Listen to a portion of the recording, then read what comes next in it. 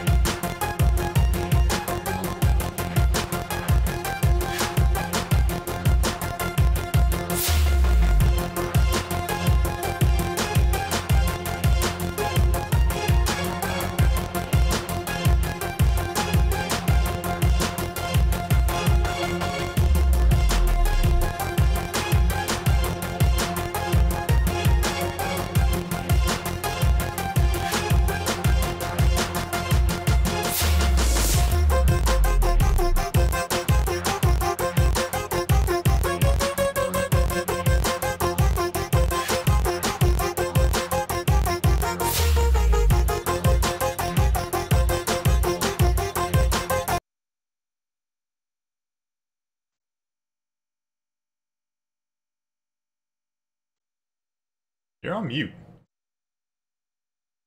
You're on mute. Yeah. You know what? Let's just wing it. We're good now.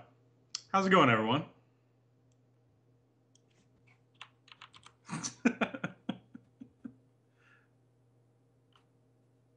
Well, I have to update the topic too.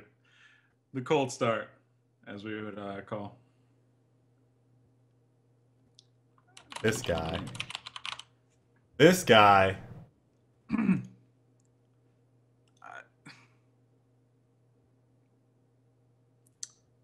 a Michael Bay moment. That's all. It's just a Michael Bay moment. Just a Michael Bay moment for Skyless right now. Excuse me. No.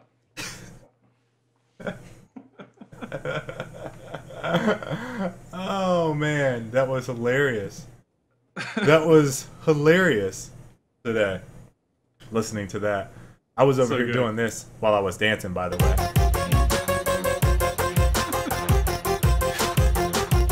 Your royalty-free YouTube That's right. music. That's right. While we were all just listening to Terminator main title.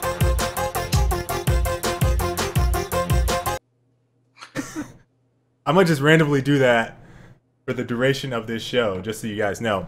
If you are new, welcome.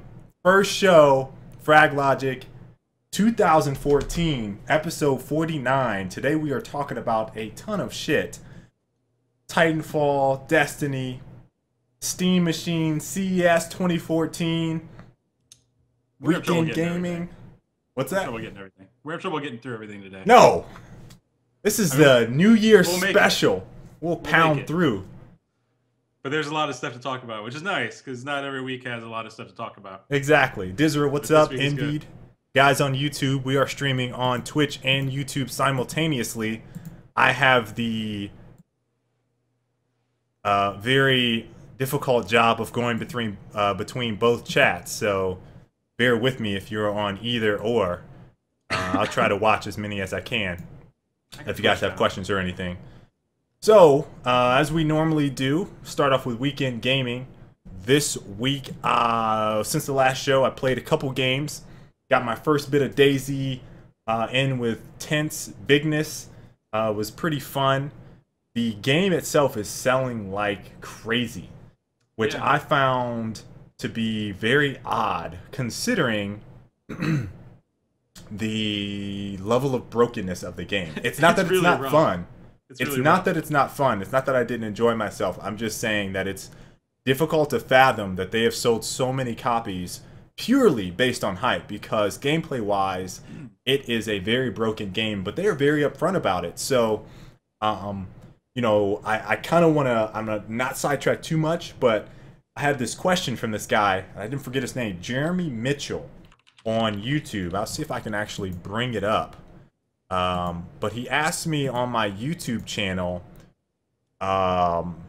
what was the deal with free-to-play games and early access games?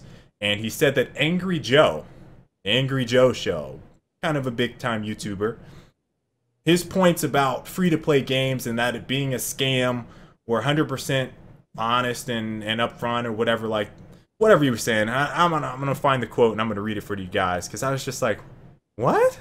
Are you serious? Are you serious right now?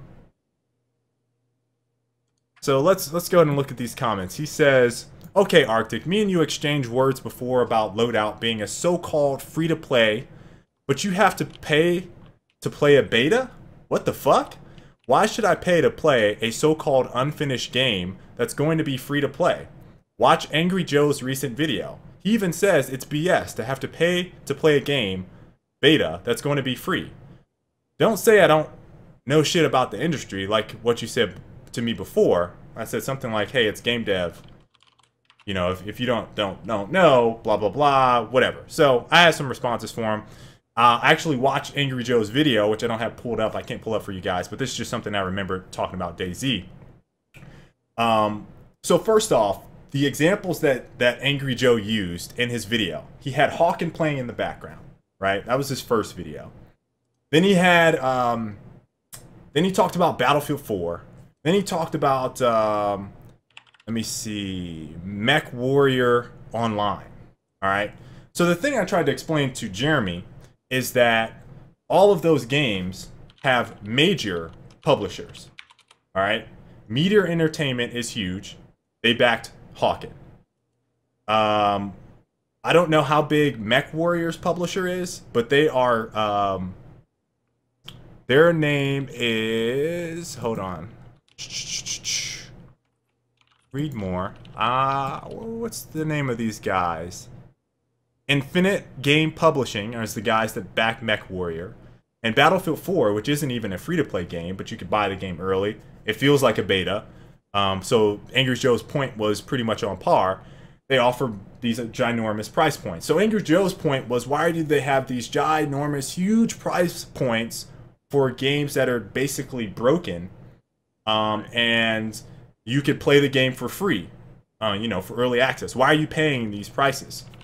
So what I tried to explain to Jeremy, and what I'm explaining to you guys, the benefit of early access isn't for the guys that are backed by huge major publishers. It's just not. Hawken, Mech Warrior Online, Battlefield, whoever the fuck else has a big time major publisher backing them, it is not for them. It is for the indie guys. It is for the guys with 20 guys in their studio, for 10 guys in their studio, for 4 guys in their studio, making games to help development. A lot of these companies, studios, people are paying out of pocket out of pocket, some of them bootstrapping, have nothing, and they're coding in their garage, literally, and they're putting out a product in hopes of people supporting it. And in order to get funding for that development process, they say, hey, this product is unfinished, you can help. It's optional, but you can help as a gamer fund the development of this project to maybe speed up the process, to maybe add a programmer here, or so that I can continue working on the game instead of going out and getting a 9-to-5 job and then coming home and coding for this game. It is for those people, Jeremy, or anyone the fuck else, Angry Joe, that doesn't fucking understand that. It's very simple. It's very fucking simple. And then if you don't want to support it, don't pay. Fucking wait until it's free. It is that simple. It is fucking literally that simple. What more? How much else explanation does anyone need? It is that simple. Either you don't pay and you wait until it goes free, or you pay to be a part of the development process.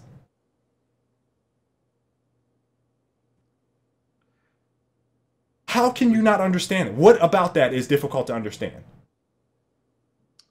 Yeah, I mean, I agree. To me, usually whenever I see like the crazily priced founders packages and stuff like that, I get more frustrated from like the standpoint that they could probably make more money doing it lower. You know what I mean? Like, how many people could possibly be purchasing the $150 founder package for a game that's in early alpha? You know what I mean? And those are just there for people that are like, oh, all this stuff sounds cool. Let me buy this. But if that's the only option they have, then it's like, I don't want to pay for $140. And a good example of that was Planetary Annihilation, right? They started off with theirs was like $90, and I looked at that and I'm like, there's no way I'm going to pay $90 to play this game. And the state of which people were talking about it that actually paid, it was like, this game is really, really early alpha. Play this at your own risk. It's probably not even nearly close to what you guys are expecting for a game. Right. Once the price comes down, it's at a point where I feel comfortable paying for it to get early access, or once it goes into a price point that it's going to be at the final release of the product, once it's all finished, that way I don't have to go through the pain and agony of being like, man, did I really spend this much money for this? Did I really spend this much money for this? I'm going to just wait. That's what you need to do as a consumer. That is the benefit of saying, I'm going to go early access and be one of the front guys, like all the people that do with the crazy iPhone lines, or the first generation of Xbox 360s, or the first generation of PlayStations that break. And then you say, man, I just spent $300 for something that just red ring and now I have to wait. You're an early adopter. There's no difference. Literally no difference, except with an early adopter for Xbox or something like that, you have no input into what goes into it. Versus an early access or a beta that's closed that you have to pay for, where you say, maybe I can change the course of the development for this game.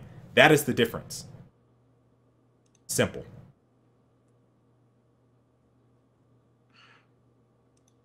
So about that weekend gaming? All right. Anyway, so DayZ sells 800,000 copies. There's this excellent... 875,000 was actually the most recent update from today. There is this excellent article they'll from... sell $1 billion by end of the month. End of the month, probably, for sure. Excellent article on Polygon about what developers should do in order to mimic DayZ. Like, the game is frustrating. It's difficult. Like, you don't know what's going on. The people in there can kill you. They could do whatever they want. And it's funny because you'll see people like, they'll stream snipe, they'll do what, you know, they'll kill you at a notice whim, you know, you're just gonna die. Like, and you'll have people complain like, oh my God, why did they do that? Why would I pay for this game? And the article points out people like on the forums, oh, there's still people that are ganking you as soon as you get into a room. Like, yeah, it's the end of the world. They can do whatever they want. Like, if you don't want to be a part of that, don't play DayZ. You know what I mean? That's what makes the game interesting for people. And it's just an excellent read all the way through. Highly advise that you check that one out. I didn't actually pull that one up, Colin. Yeah, I think no, I don't have the link. Oh wait, it's in the link is in there, yeah, but I got it. I'll throw the link in. This is the article which I'm talking about. You want to add it to your reading lists. So you played DayZ, played some Starbound, right? Yep. Played some Starbound, played some DayZ, played Star. I actually got a multiplayer. Hello, single from Ecuador. I can't tell your name, but I actually played. Single from Ecuador. Yeah, he said he's from Ecuador. I played and bought the Starbound multiplayer server. I actually played. I've been inviting people that have been interested from Twitch into the multiplayer server. I just started sending out invites to the IP address last night. That's not your IP, right? Because it's not my IP. No, it's official server. Yeah. Do you still have content left in that game? Because you've played quite a bit. Yeah, I have. There's still stuff to work towards. I have been planet hopping. You know, actually, I invited Walter from work, one of our designers, and him and I were playing for lunch. And I get onto his ship. We're playing on his server. He has a jukebox in his ship, and I'm like, where did you find that jukebox at? I want this jukebox because I've been collecting stuff as like a museum on my single player base, and I haven't seen a jukebox yet. So I know there's plenty of stuff that I haven't found, which is pretty crazy. At least a jukebox. At least a jukebox. I am like 85 hours into the game, which isn't bad for like 2 weeks of playing. It's still pre-alpha because they are still implementing features. So, I mean, some of the things that I've been doing is like catching monsters, you know, playing Pokemon. I just built my base, and then I've been just going from planet to planet, checking stuff out. How would you feel if they released an update that wiped your character or that had to reset your character? I am not at the point. I mean, I've only played one character, but because I know and I have an expectation of what's going to happen, I am okay with it. Like, I am taking down planet coordinates. I know the process of getting up to where I was pretty quickly. It's going to take a little while, but I could get back to where I was, I think, a lot faster. So I'm not that upset. Let's say they the planet coordinate stuff wasn't useful because they reset like that stuff too. Would you still be frustrated? If the planet coordinate stuff isn't what it was or what it is now, then I think I would be a little frustrated because I've like put a lot of effort in. Like, I have an Excel document. I put a lot of effort into like what's on what planet right now for this wipe specifically. I can go back and be like, oh, I need this, this, and this. This is where I can find it. So I think if they mess with that, I'd be a little pissed off, but not. It's not the end of the world. I guess that's because they've done it before the game went technically on sale.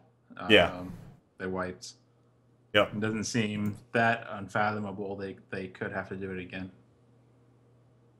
It's kind of like an interesting aspect of early access, you know, because your most hardcore dedicated people are going to play through the game and see all the content, and then they could potentially have to just like start from scratch in a game where there actually is enough content that you can keep playing for that many hours. It's interesting. Yep. And then I played Killer Instinct this weekend as well. I played it this weekend. I didn't play it over the week, and I got to try out the update. Now, I actually switched to Thunder like sometime, it was like a couple weeks ago, and he was the only character that didn't get nerfed. Like, he didn't get touched in their version 1.1 update. So that's pretty cool. And I went over the all the changes in one of my videos. So that was my weekend gaming. How about you? I played CSGO. That's pretty much it. I've been leveling up my game. I'm at a double AK, which is like a distinguished master general or something like that. It's like 6 or 7 ranks from the top. Interesting. Starting to get there. Interesting. That's been pretty much it. Just been grinding out Counter-Strike. I think I played a couple of games of Dota as well, but that was it. So nothing interesting really for me. You need to start expanding the horizons, man. Oh, you've been working on a lot of other stuff, though. Yeah. In your defense. Some content stuff that you guys will probably start seeing around March. Around March 13th, like around March, maybe? March 13th-ish? Maybe 12th? Midnight? Maybe earlier, if that happens to somehow land in February.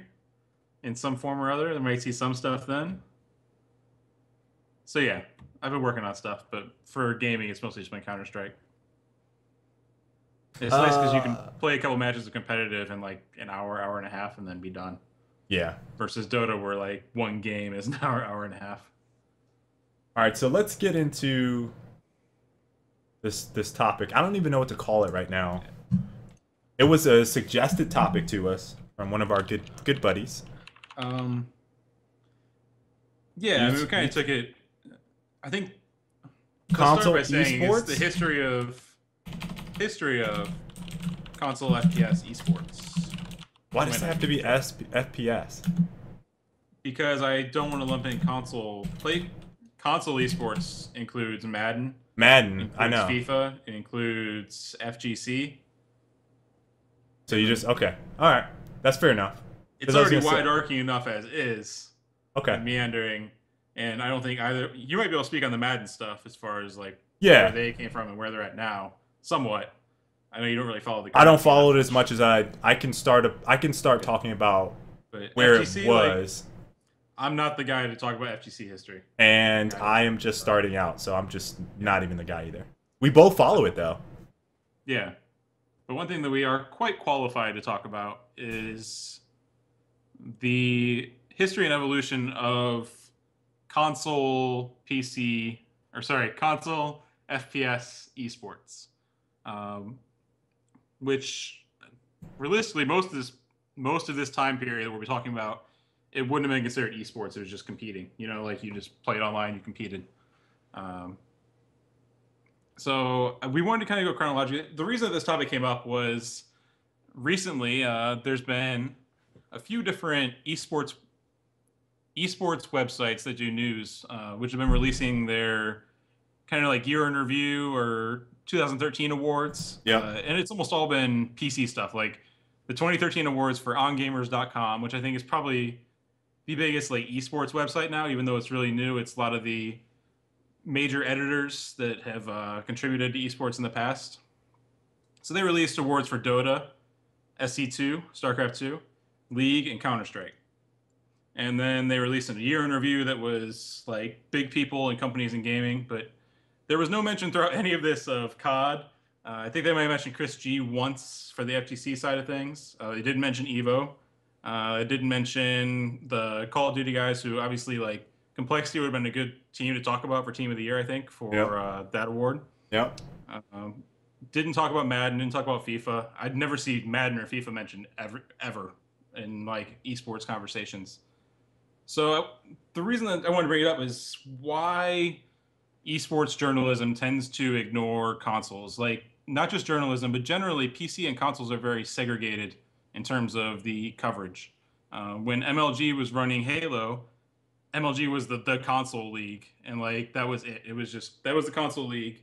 All the stuff in Europe, and CPL was the PC league. Like, it was very split. WCG was mostly PCs up until 2006. So I mean, it's always been super segregated, and I think that a lot of that shows itself when you look at where the console side of things came from, which is what I want to talk about today. So the stuff that predates me is early Dreamcast stuff, which I think you can talk about a bit, as far as the first instances of competition on consoles. Because before for that shooters, for Yeah, shooters I'd say specifically. so. Okay. So, I mean, you can. It actually goes back a little bit further than that, because people were doing like local stuff for GoldenEye quite a bit, and it wasn't like competitive, but you could lump that in there as like where you could see it going. But in terms of an online scene and presence, I played Unreal and a little bit of Quake on both PC and console. Now, console was Dreamcast at the time. That was like the only system that really let you play online shooters at the time. And there was a blossoming scene that started to occur mostly on like different forums. So like if you were playing Madden, I was also playing Madden at the time. If you were playing Madden, there was these forums called the Dricus forums. It's DRICAS, Dricus forums. Might be on Wayback Machine. I didn't pull that up, but that was one of the sites that did a lot of NFL 2K style stuff. And then for a local scene, for Madden, I think EA was doing like the Madden challenges, but it was in its infancy when I was playing Madden. So it was something as a high school kid and maybe like right around 8th grade. I was like 13, 14 years old. I was like, man, it'd be really awesome to go play in that because I would whoop everyone's ass in local tournaments for Madden, like badly. I'm talking like I remember one match I played was 100 and something to like 8. And it was one of the guys I played in the Akron Police Force league that they had, and I would whoop all those dudes' ass. The only person that would play well was my uncle, because him and I would practice all the time. So at that age, I was like, man, I really wanted to start doing some more stuff with Madden. So I started going to like little tournaments, and I win local stuff. I got a couple trophies for Madden stuff. I think Colin has seen one. I might have shown one on stream that I have. That's one I can find. I think my other ones are still at my house. So that was like 1999, 2000, 2001, 2002. Now at the same time, I was also playing shooters, and the shooter scene didn't really have a forum or destination for consoles that people were using. In 2002, when Xbox released, people started going to the Xbox forums and keeping track of their records on the Xbox forum. So like Xbox.com would have Unreal Championship, and then you would see teams Type Z and Team VBI, or we were Team V and Team JBI and LGD. I mean, these are some of the guys that you guys might know of at the beginning of the MLG scene, but like these guys have been around for years before, competing on games that no one else was really competing on, and no one gave any attention to because it was so unorganized. And then like around 2004, 2005, 2006, MLG started to get better from the Halo scene, which was blossoming. I mean, what was that? Was it Xbox Connect? I think is what people were competing on online for. That might have predated Xbox Connect. I don't think there was any online competition for Halo 1. There wasn't, but time. people were playing online around that time, and they were going to local LANs for Halo. I think Xbox Connect would have meant to like 2005-ish. I think it was before that, dude. I swear to God, it was before that. But anyway, so Xbox Connect existed before Halo 2 did.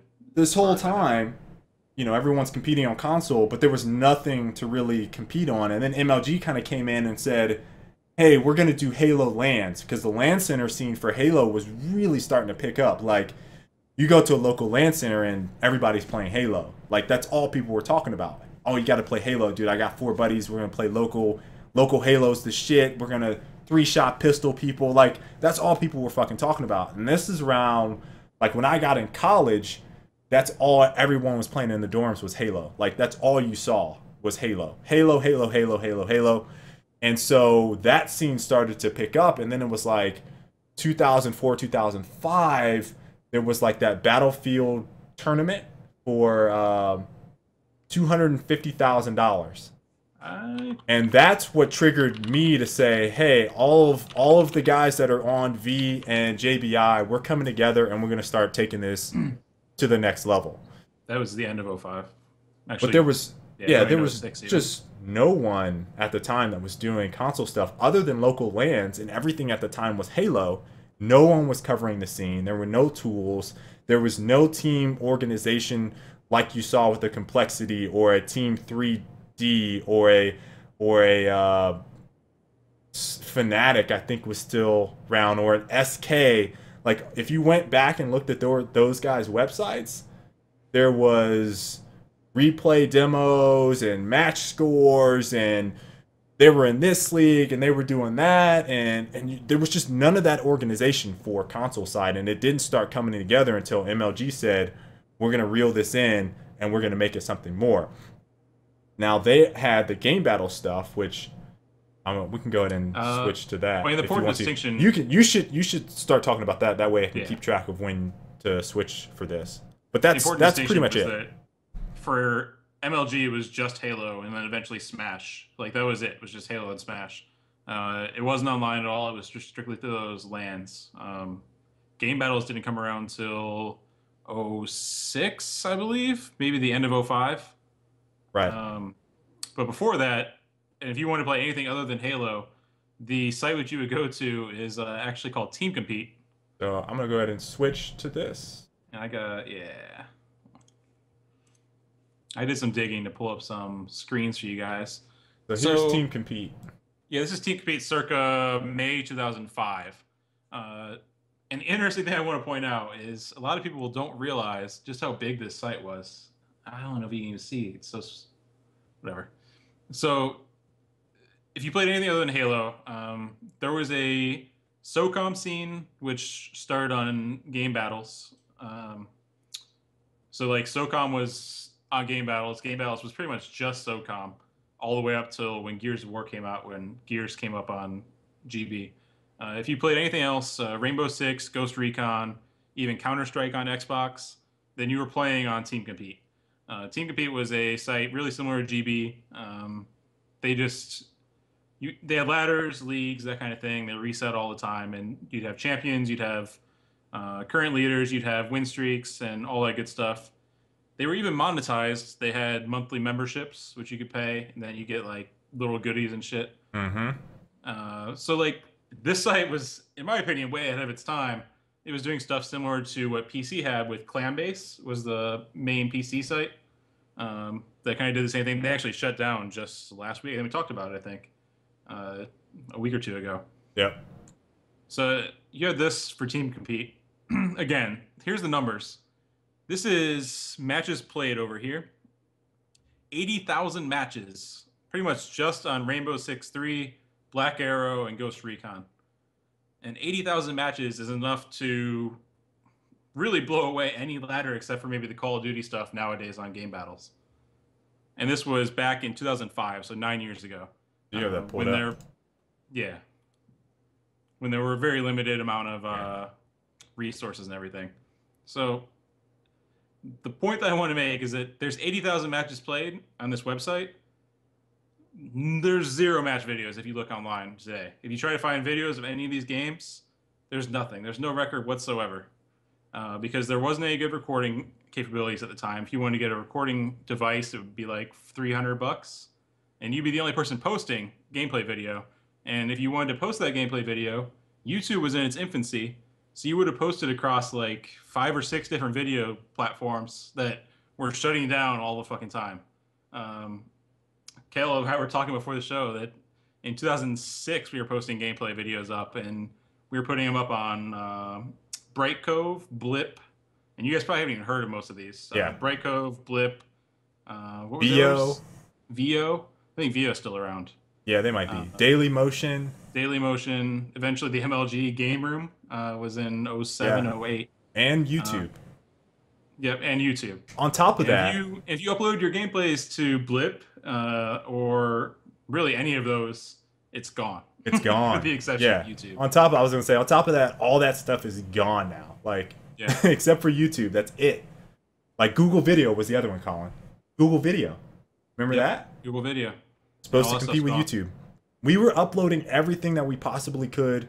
We were doing live shows like this before anyone else on YouTube. Like, before the guys that were big. Like, we were doing stuff just like this before anyone else was doing it, almost, other than the PC community.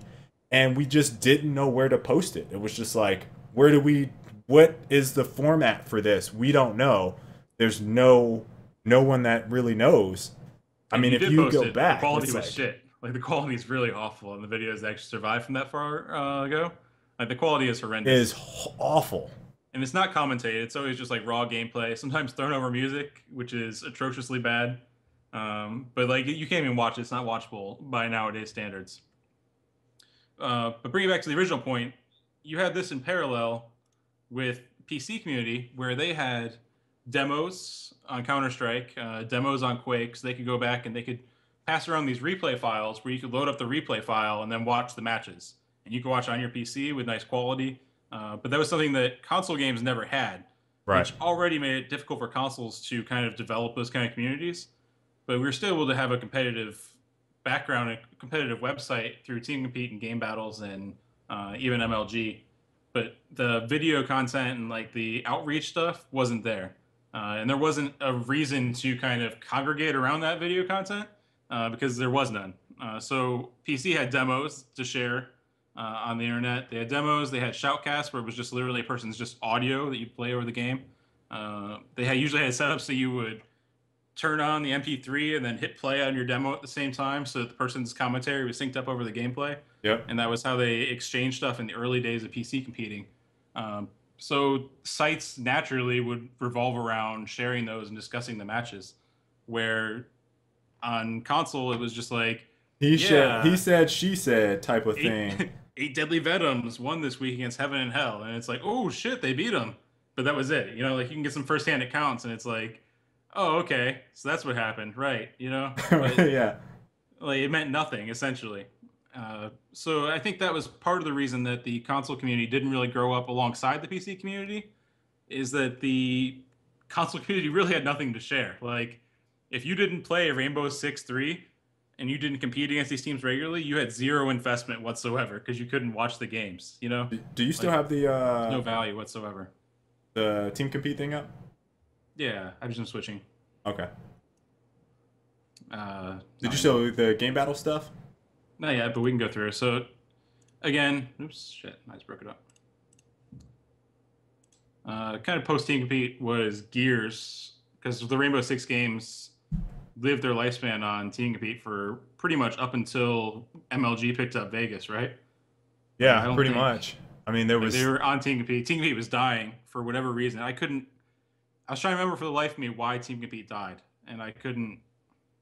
I mean, the only explanation I got for you was basically that game battles came out and no one was playing Rainbow and everyone started playing Gears because the Halo guys wouldn't get on there and play. So it was just like Gears driven for a long time. And there was a little bit of Rainbow and a little bit of Ghost.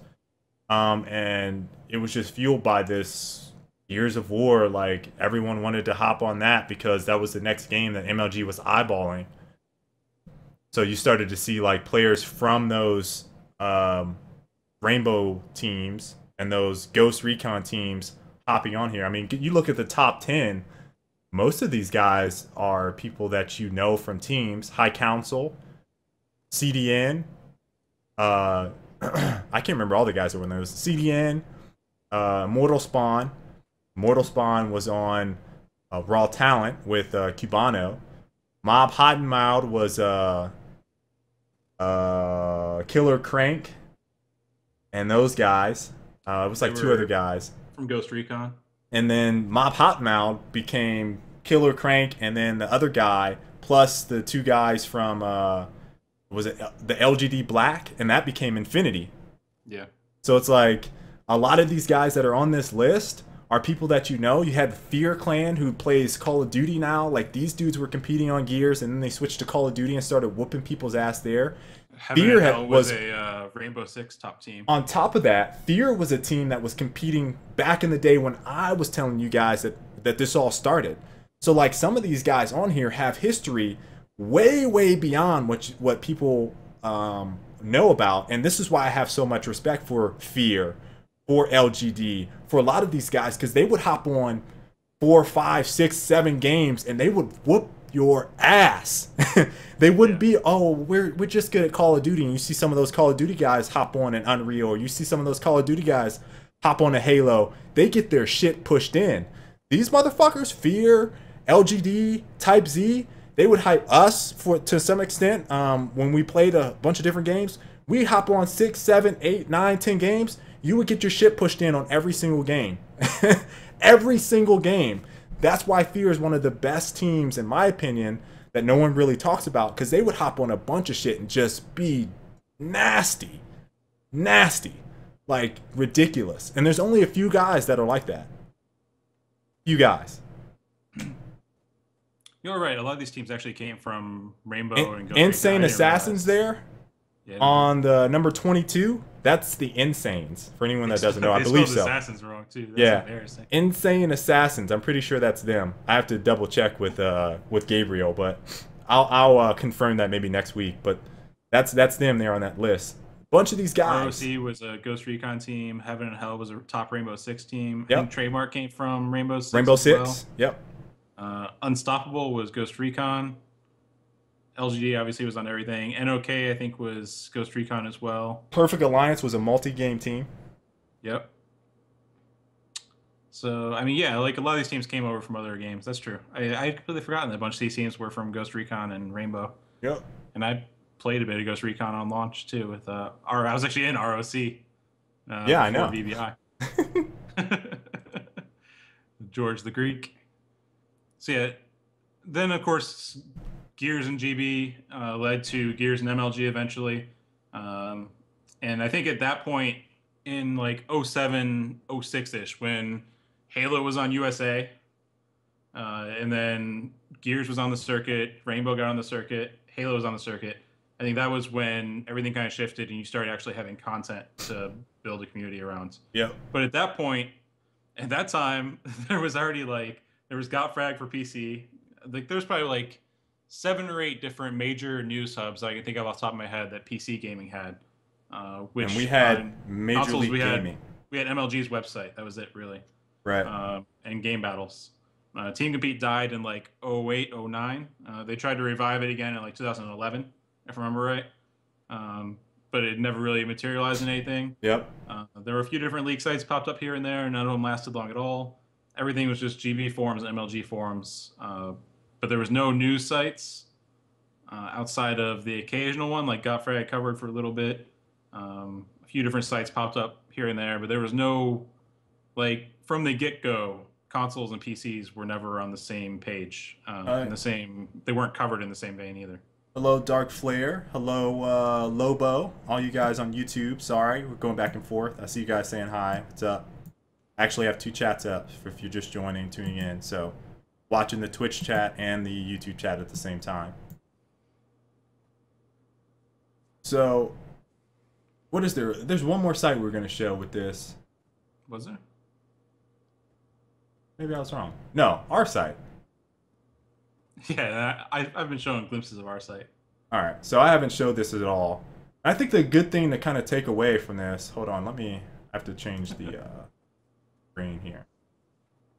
All right, so the good thing to take away from this is that at the time that there was no one else doing anything, like our site was basically mimicked after the complexities, the 3Ds, the SKs. Like we did our best to try to do what they were doing, but there was no precedent for console. On top of that, like Colin said, like everything was for them was a lot easier. So like if we were looking at this in the top right corner where we have matches played, they would have matches played, but then above that they would have a video that would be like their demo of the day or something like that. That was one of the match highlights, and we just couldn't do stuff like that. When you clicked on it, like yeah, and so you could download it.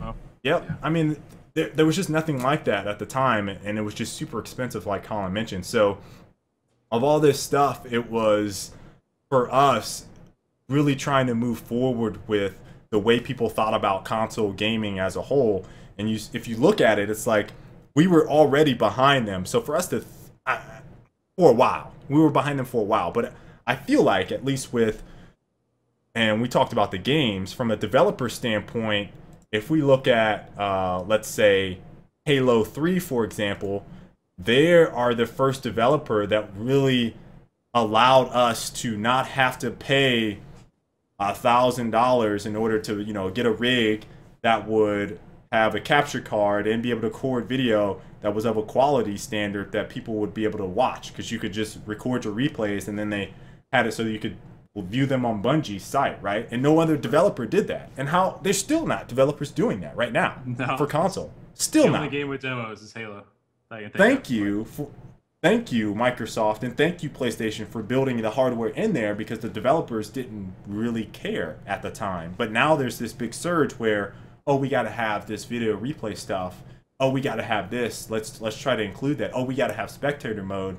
There was none of that, and a lot of the PC titles already had that. So they've been ahead of the curve for a very long time, up until basically this generation of systems. Yeah. I think that the lack of news and like a general following is a big reason why consoles always lag behind. Like, it's awareness, right? Like, it's awareness about competition. It's awareness that there's all these teams putting in the grind and playing nightly at the Right. highest level and Yep. competing. I mean, like when you played back in the day, if you lost a match, it was a big deal. Like if you were on a 10-game streak and you lost, then whoever beat you was the best team in the game Right. for like they were the reigning kings. Yep. And actually on early GB, they even had a little crown that dropped whenever that team lost, and then the new team got it. So I mean, it was a huge deal. And what sucks is that there was never really any proper coverage of that. It was just community threads and posts, but there was no proper way of going about spreading all that stuff around. So that's, I mean, looking at it, that's like the short in explanation of the history of console esports and why we were behind the curve. We just didn't have the tools. The developers weren't there. And there was no organization from a standpoint. And on top of that, any game that MLG picked up, from a grassroots standpoint, that game ended up dying. You know what I mean? So, like, you didn't get grassroots growth like we started to see with Gears. Oh, there's a LAN here. Oh, there's a LAN here. Oh, there's a LAN here. Oh, there's a LAN here. MLG comes in. The LAN attendance starts going down. People are only concerned with MLG. The community starts focusing on MLG versus being a community. And that really hurt the growth of a lot of those games that you saw at the time. And there wasn't really a way for us to all be like, okay, let's figure out how we can make this better and bigger and continue to expand upon it. And that's still an issue right now because of the MLG effect. So I think that's a challenge with console gaming in general that PC doesn't necessarily have because they started without MLG. They had no MLG. You know what I mean? Beyond that, nowadays there's the endless issue of the controller being less skillful than the mouse argument, Which is never going to go away. Yeah, which again, I think it's awareness as to just how much competition there is on consoles, and regardless of what people are using, they're all using the same shit. You know what I mean? Like Yeah. that's the thing which has never really gotten across to that crowd, I think. And a lot of it's that again, we haven't been included in that conversation with the PC games ever. Like that's never been the case. Like console games have never been included in the PC conversation because of all the stuff we just talked about. I think that going forward, it's still going to be a massive issue up until the point where we actually have our own coverage sources and community sites, which for some reason still don't exist. Like realistically, the biggest community site for the Call of Duty community is YouTube and Twitter. Like everything is YouTube and Twitter because nothing else has really sprung up. I had posted earlier this week asking for like what the Call of Duty news source is, because actually I haven't linked to this a ton, but I didn't even realize it. The eSports, is it eSports report? Is that right? Yeah, that's right. Partially because their name sucks.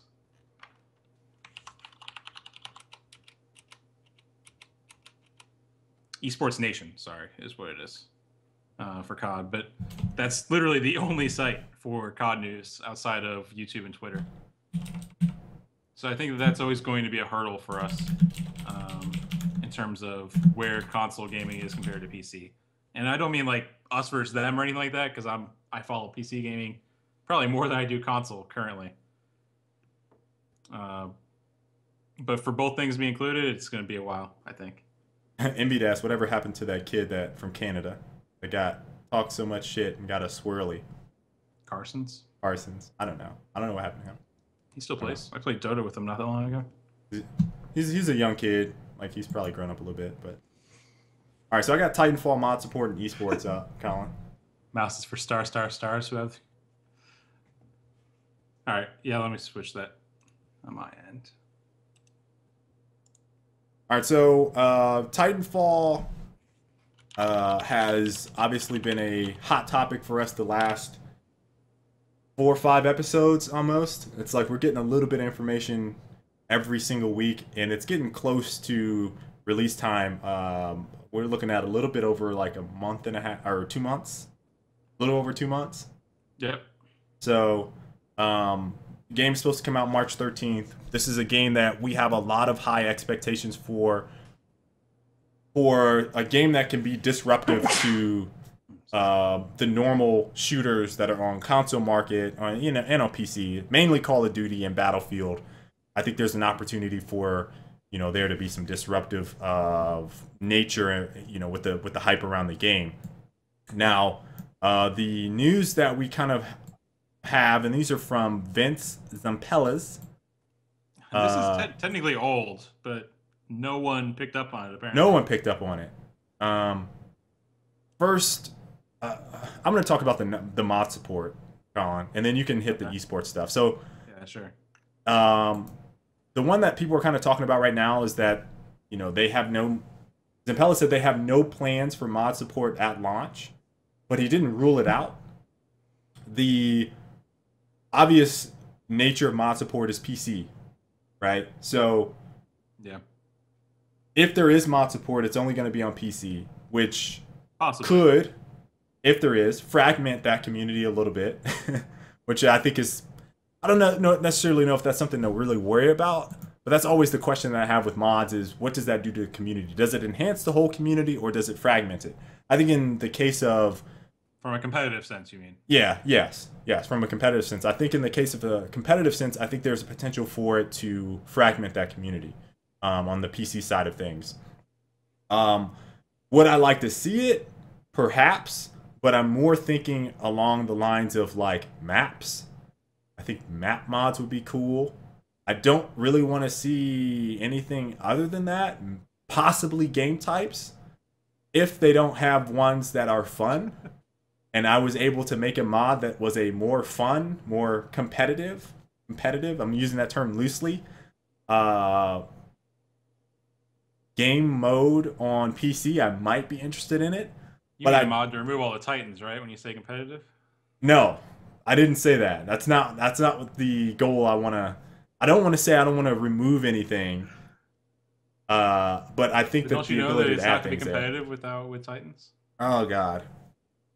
You gonna get into the esports stuff? You want to just go ahead and go there? I already talked about this last week, right? Hey, you're already talking about competitive a little bit, yeah. Yeah. So I mean, as far as what the community does things, I would like to see mod support mainly for maps.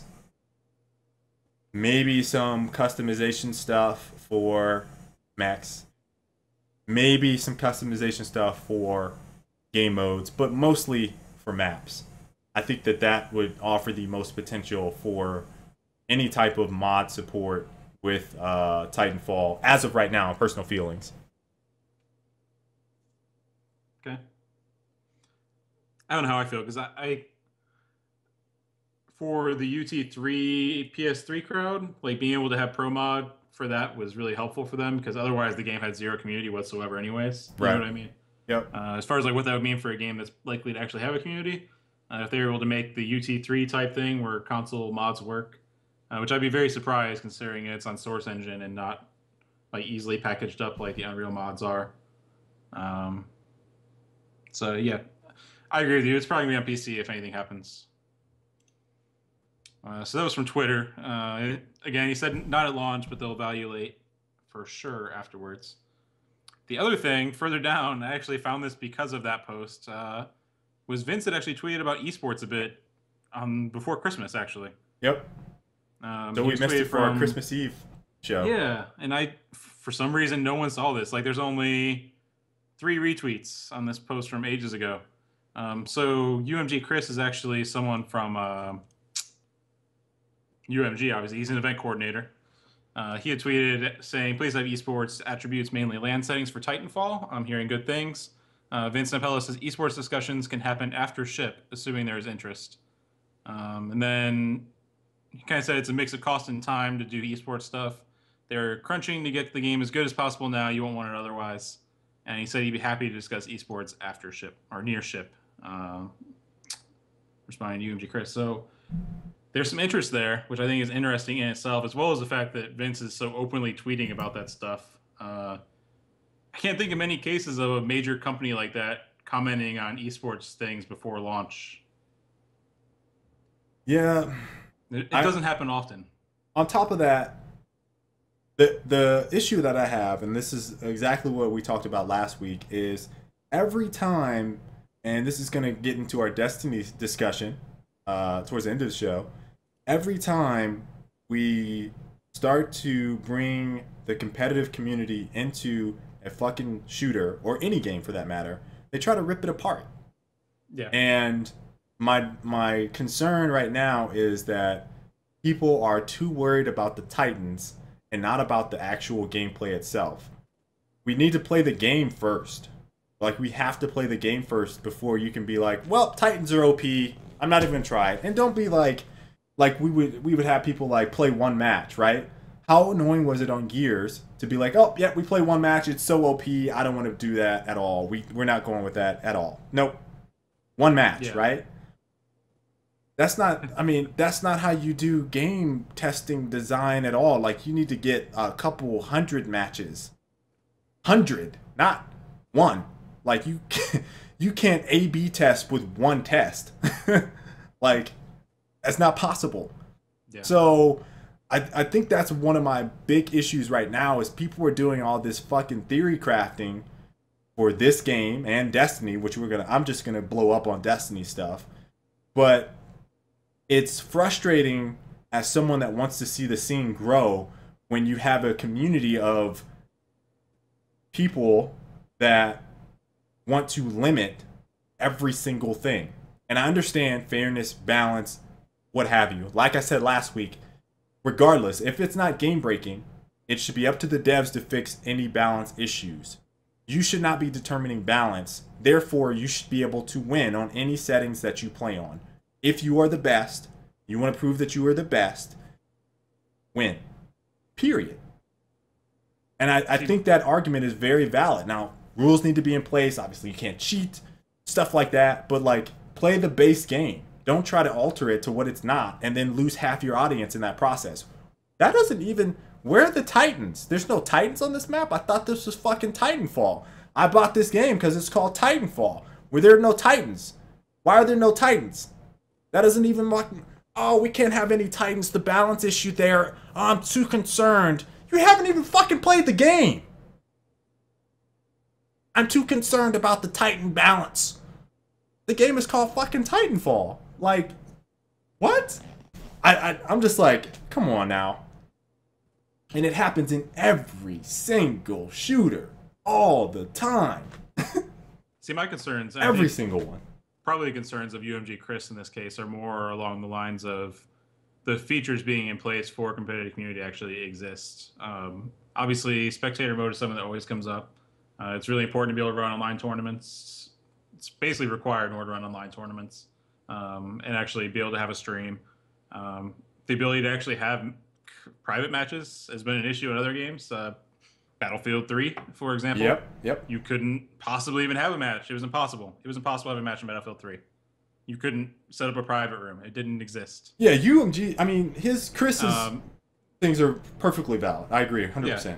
And then you have the fact that it's next-gen consoles. We don't know what's happening with System Link. Every game is going to use dedicated servers on Xbox. So we don't know if System Link will even be around anymore because it doesn't use the same server infrastructure or match infrastructure, I think is the phrase I want to use. So you'll know System Link's going to be around anymore. You'll know if there will be methodology in place to run a LAN tournament if you want to have a LAN tournament. You don't know if you'll be able to have custom matches. Settings be damned. If you can't actually have a match like that, then it doesn't matter. So stuff like that is stuff that I'm more concerned with than game type settings. And right. And here's the thing, Colin. We have to play the game. Yeah, which I was thinking, like, none of that stuff matters if the game isn't fun to play. But that said, if the game is fun to play and that stuff isn't there, then the community is going to fall off before that stuff makes it. Right. Which is more what I'm concerned about. And why I think that it kind of has to be somewhat in your minds ahead of time if you want to facilitate that kind of community. Yeah. And, and I'm just speaking purely from a balance standpoint, and Colin's speaking on game features. Like, there need to be certain game features in place to make it a legitimate console competitive title. But from a balance standpoint, you want to talk game design standpoint, like, play the game first. That's my only point. Before we say, nope, you can't have Titans, which How many times? I've seen that like 3 or 4 times now on the forums and talked about on Twitter from people that haven't even played the game. Yeah. I've been Same thing looking with, at gameplay, and I hate seeing that. I've been looking at It's the same thing with gameplay the footage. popcorn AI. Yeah. I've been looking at, and we had a couple guys in here not too long ago when we talking about Titanfall. I've been looking at the popcorn AI, and I think it's going to ruin the gameplay. What? Without having played it, yeah. I'm just like baffled that that can even come out of someone's mouth that hasn't even touched the game. Be concerned about it, but don't be like that's going to ruin the game.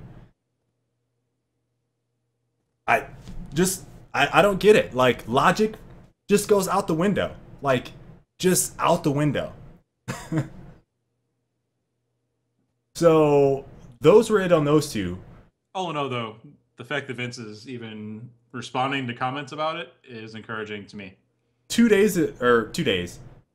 hours before the show. Yeah. Maybe not even. I had Vince's Twitter pulled up, and he tweeted and confirmed that the game is 6v6. There was this ton of speculation Max. on what 6v6 max. 6v6 max. Yes. There was this ton of speculation on what the game goes to. Is it 12v12? Is it 64 players, so 32 versus 32? And all of a sudden, out of nowhere, literally before the show, Vince says, it's 6v6, guys. 6v6. So I don't know if you're hearing this for the first time today on today's show, but Vince just confirmed via Twitter, let's pull this up for everyone, that the game is, in fact, 6v6. 6v6 max player count. Turned out to be the best balance with AI for us. Which is funny because we were just talking about how people make impressions without having played, and I have the replies to that up. Very disappointed, Vince. That sounds lousy. Incredibly lousy. And then I just threw up in my mouth. With the Dr. Pepper, I bet he's an MLG guy. Someone said, I just threw up in my mouth. Well, glad I didn't pre-order. There's another person. What? Well, that's very disappointing. Do you guys see these responses? The player count.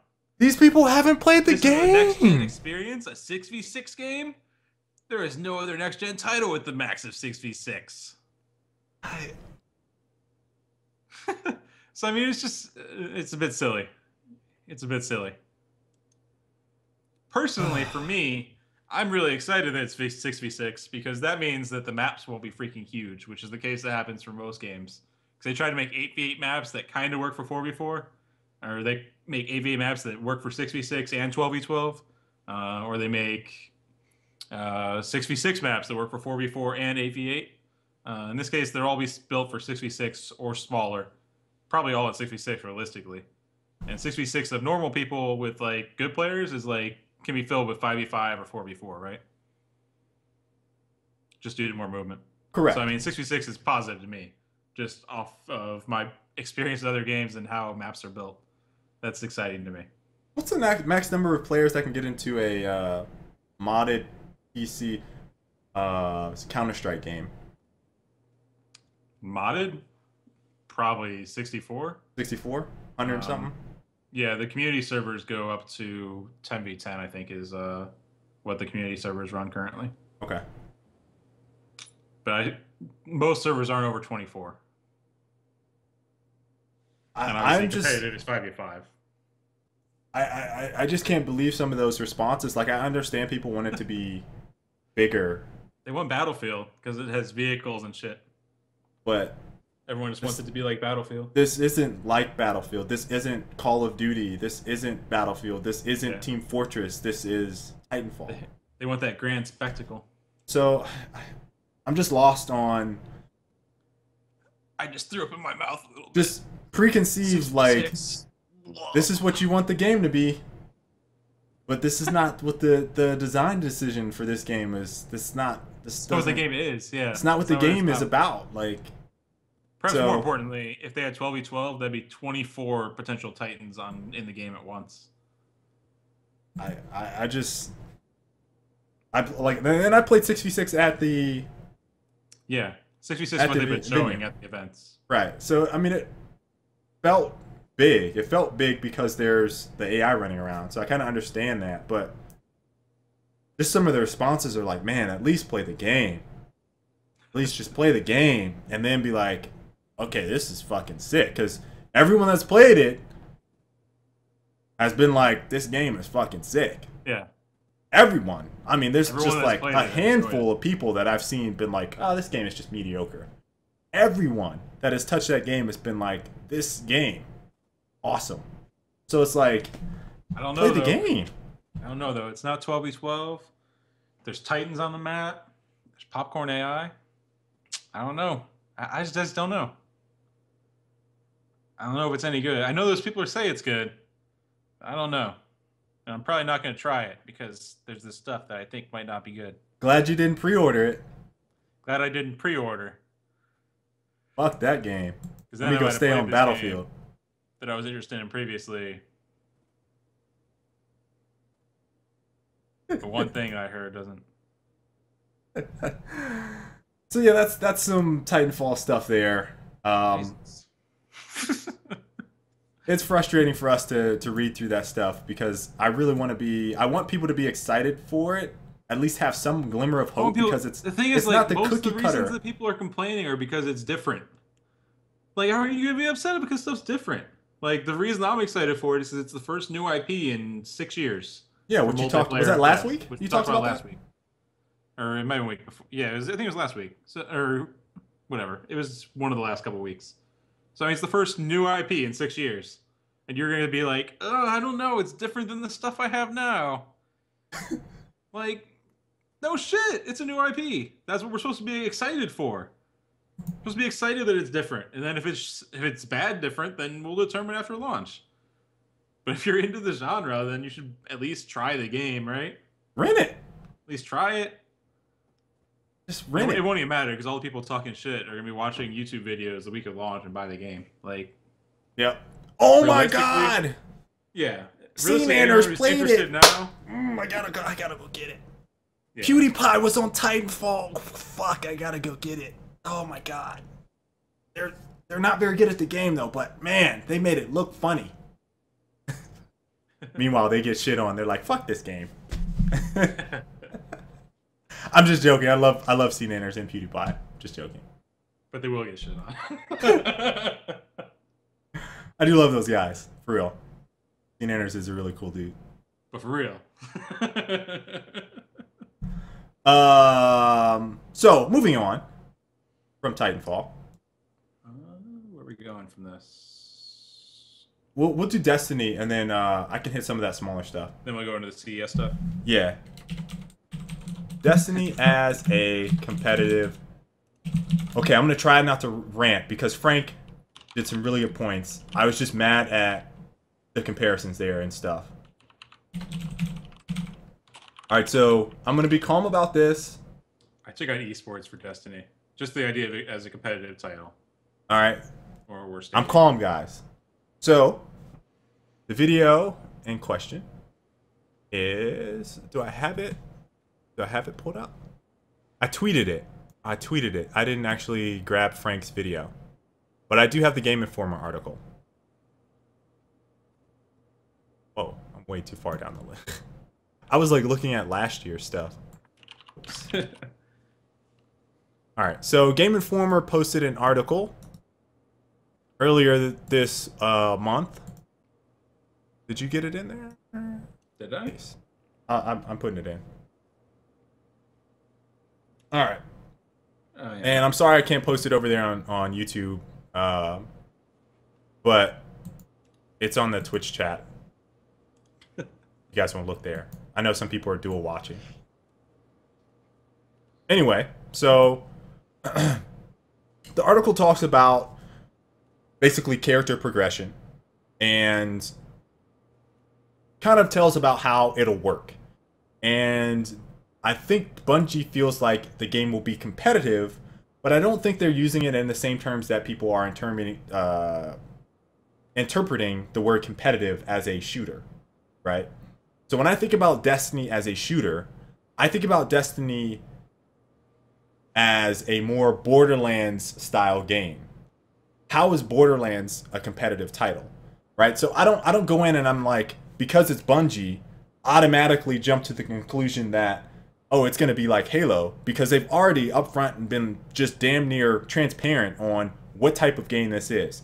To me, Destiny sounds like Borderlands with multiplayer and a big, vast universe. Would you say that's pretty accurate, Colin? Yeah. I've used Phantasy Star and Warframe as well. Right, and that's those are some other ones. But I use Borderlands because it's the shooter stuff aspects of it. I guess there was a little bit of shooting in Phantasy Star too.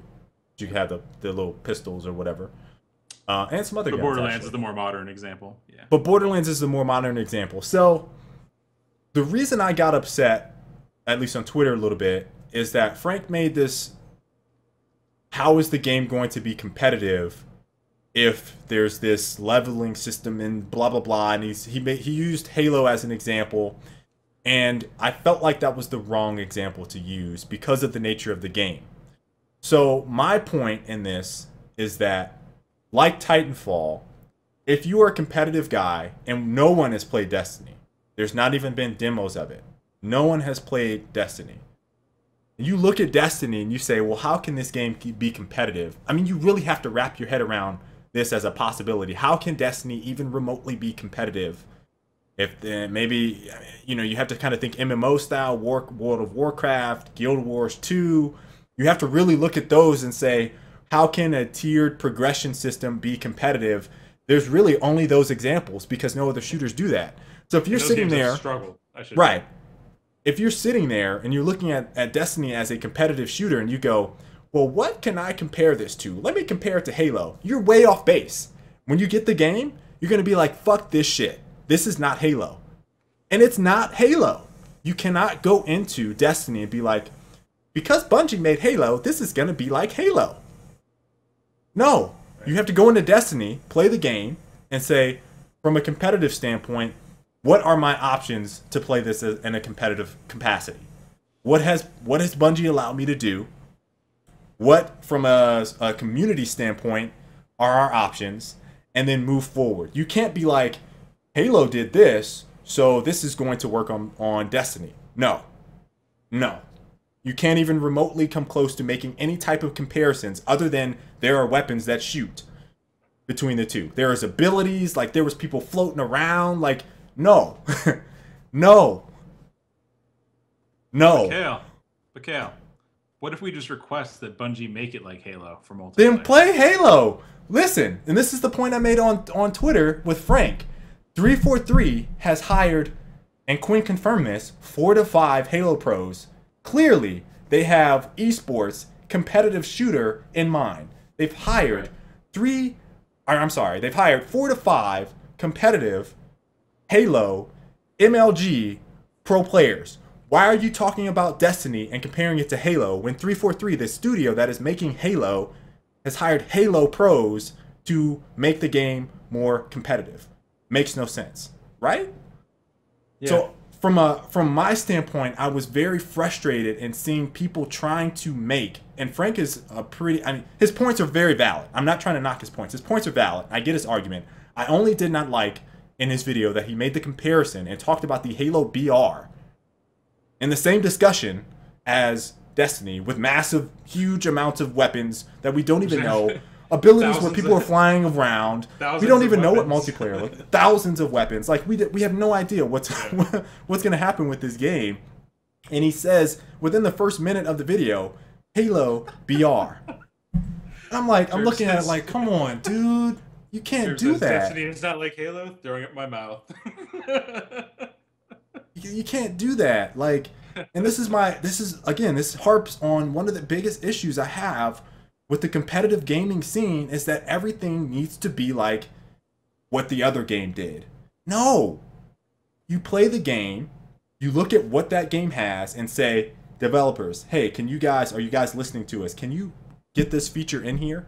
Can you work it how you guys think it would fit into the confines of this game? You can't strip down a game and be like, this is going to be like Halo. They need to strip everything out. Progression needs to go away. Just give us 5 weapons, some power-ups on the map, disable abilities, and then Destiny will be the greatest competitive game of all time. You can't fucking do that.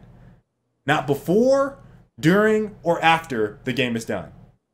Nowhere in Man, that process can you do that. You have to play the game. It's similar to Halo, though. It's kind of similar to Halo. What if they just made the multiplayer more like Halo? You can't do that, dude. Colin. What if they just? I mean, all they have to do is just remove the entire mechanic of their game. Father Russia. Instead of having one character across everything, in multiplayer you'll just play one of these pre-made classes, and you'll play for nothing. Like you won't get drops or anything like the other portions of the game. But then that way everything be balanced, be perfectly balanced for esports. We'd be good to go. Why can't we make it exactly like that?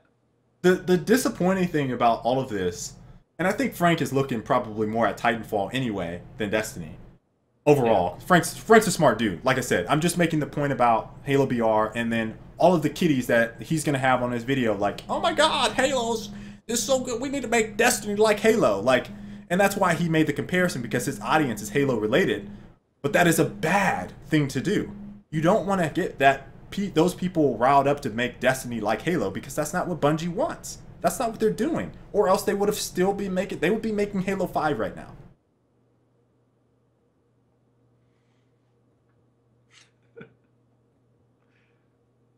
So, for me, I have purely looked at Destiny as a game to casually play with friends.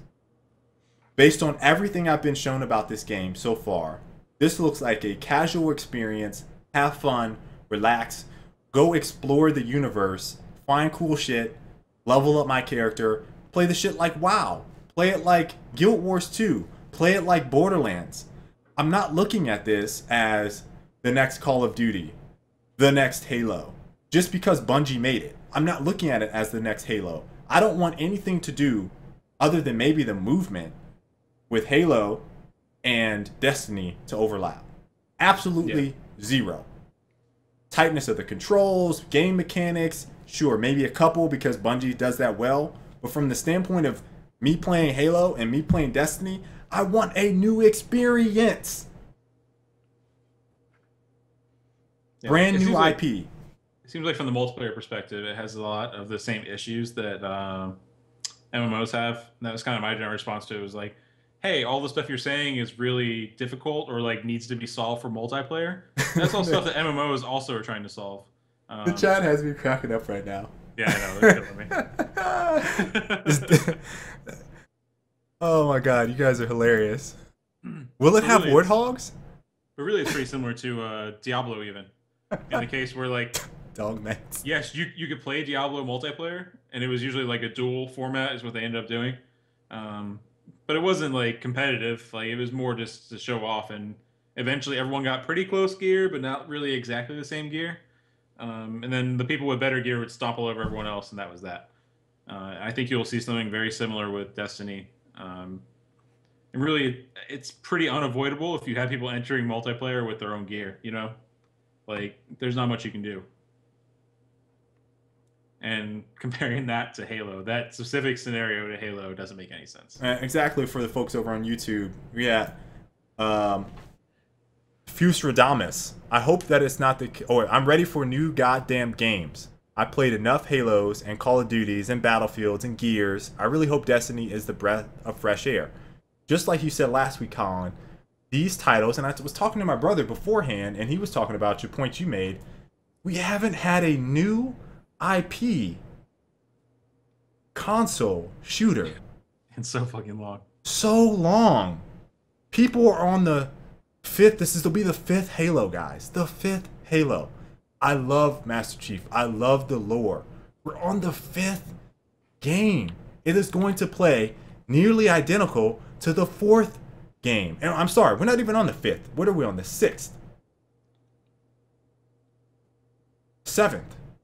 Halo, Halo 2, Halo 3, Halo Reach. If you count Halo Wars. Halo Wars. Okay, yeah. 6th or 7th game in the Halo universe. So, I have played Halo 4. I can go back and play Halo 2, minus some of the glitching, and that feel exactly like Halo 4.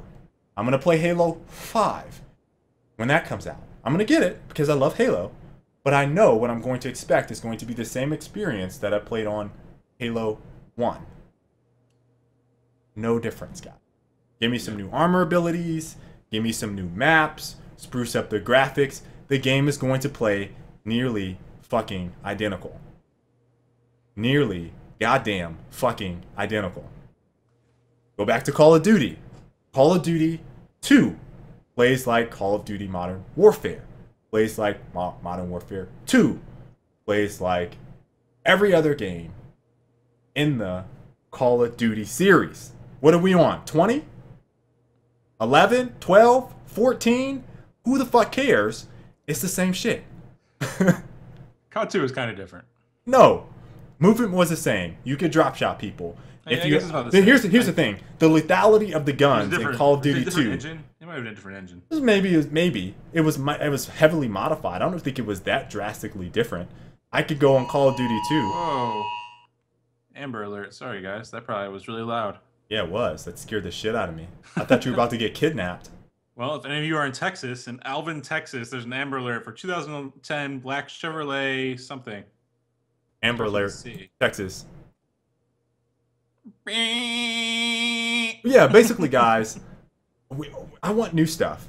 And to see competitive guys trying to confine games that are not even released and make them like games that we've already played 1,500, 1,000 hours is really upsetting to me. It's upsetting to me as a gamer. It's upsetting as a gaming culture, the nature of the growing culture of games themselves. And I think it demeans and hurts esports growth now and in the future if people are trying to say we need to make this new game play like this old game. That's not bad. Just esports. It hurts the whole genre's growth. That's very, very bad. Yeah. Fucking awful. Do not do that. Listen to me, guy. And I'm not mad right now. I'm not trying to rant. I'm very serious when I say this. That hurts the growth of esports. If we're trying to make Destiny or Titanfall or The Division or whatever those new games are, and we're pushing the developers saying, no, Halo did this right. You guys need to do this exactly like this. The damage on this needs to be just like the Halo BR. This needs to shoot just like this. No. No. No. That is very bad. I think from a feature standpoint, we look at features and say, hey, theater mode was really good as a feature. As a feature, that would be a good thing to have in this game. Or spectator mode, or something like that. But from a game design decision and game balance and how mechanics work, I don't really think that is necessarily the best thing you should be advocating for new titles. I think you need to look at that title, and for some of you guys, you haven't even played enough games to even have a knowledge base to say, well, pluck this from this game, and this from this game, and this from this game, and this from this game, and then you analyze the differences between those, and then say, I think if you wanted to make comparisons for game design, and this is how a lot of designers think, this is how a lot of guys that played a lot of different games think.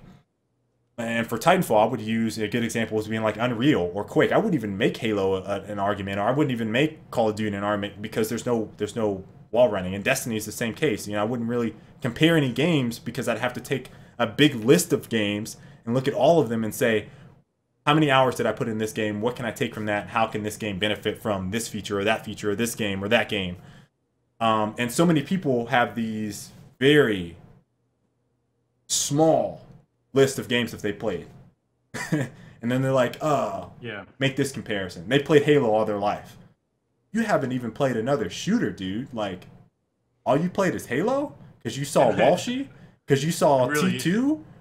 Anything those people pull up is always like, well, if you did this more like Halo or less like, more like Halo 2, but not like Halo 4, you know, like that kind of thing is what you end up getting.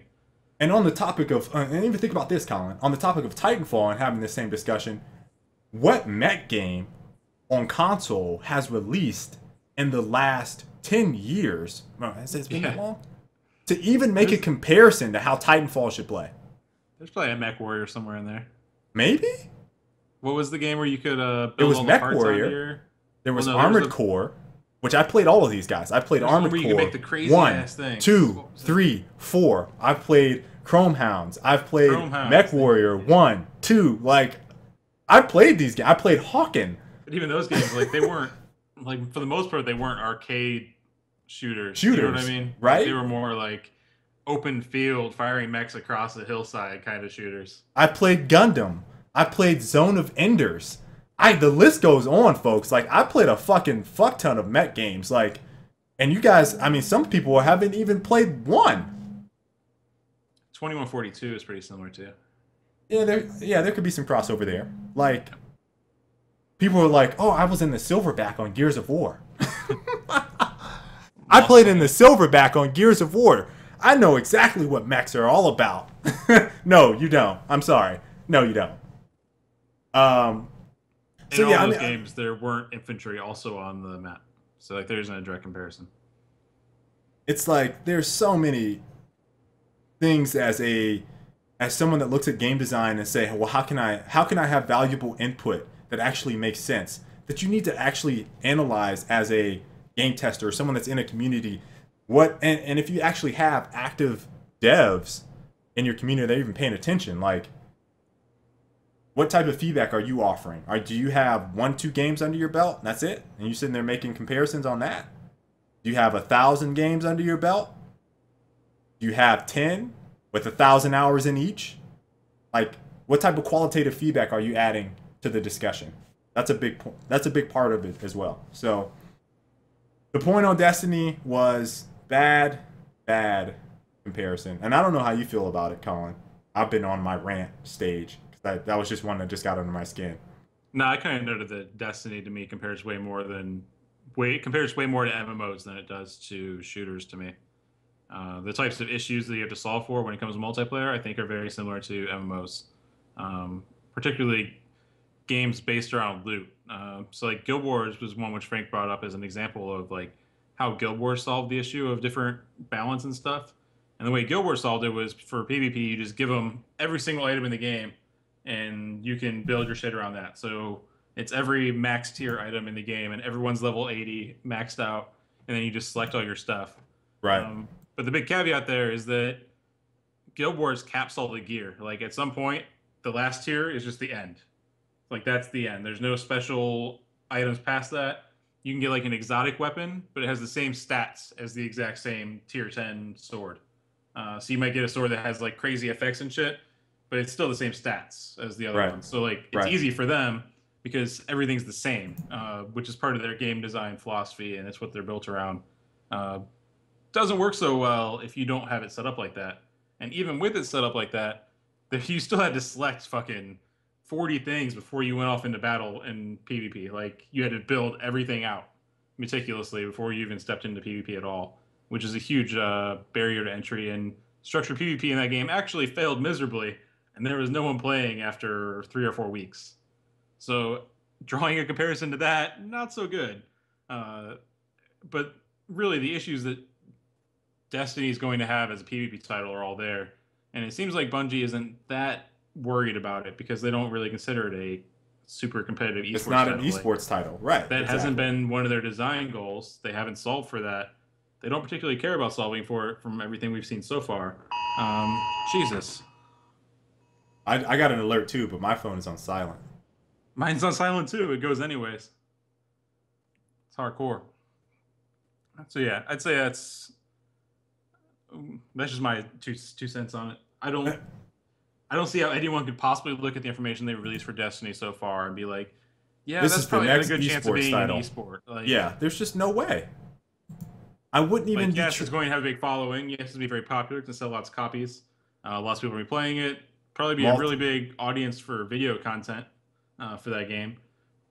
Esports? No, I haven't seen anything that would possibly relate to that. There's going to be multiplayer. Multiplayer might be fun. I think it actually probably will be fun. Hopping in with your character or playing against other people's characters and just kind of having fun that way, like, that's probably going to be a blast. But would I be, like, wanting to play it for money? All signs I've heard so far, hell no. You know, like, it's not in my interest. It's not even something I'd even consider, really. And it's not even...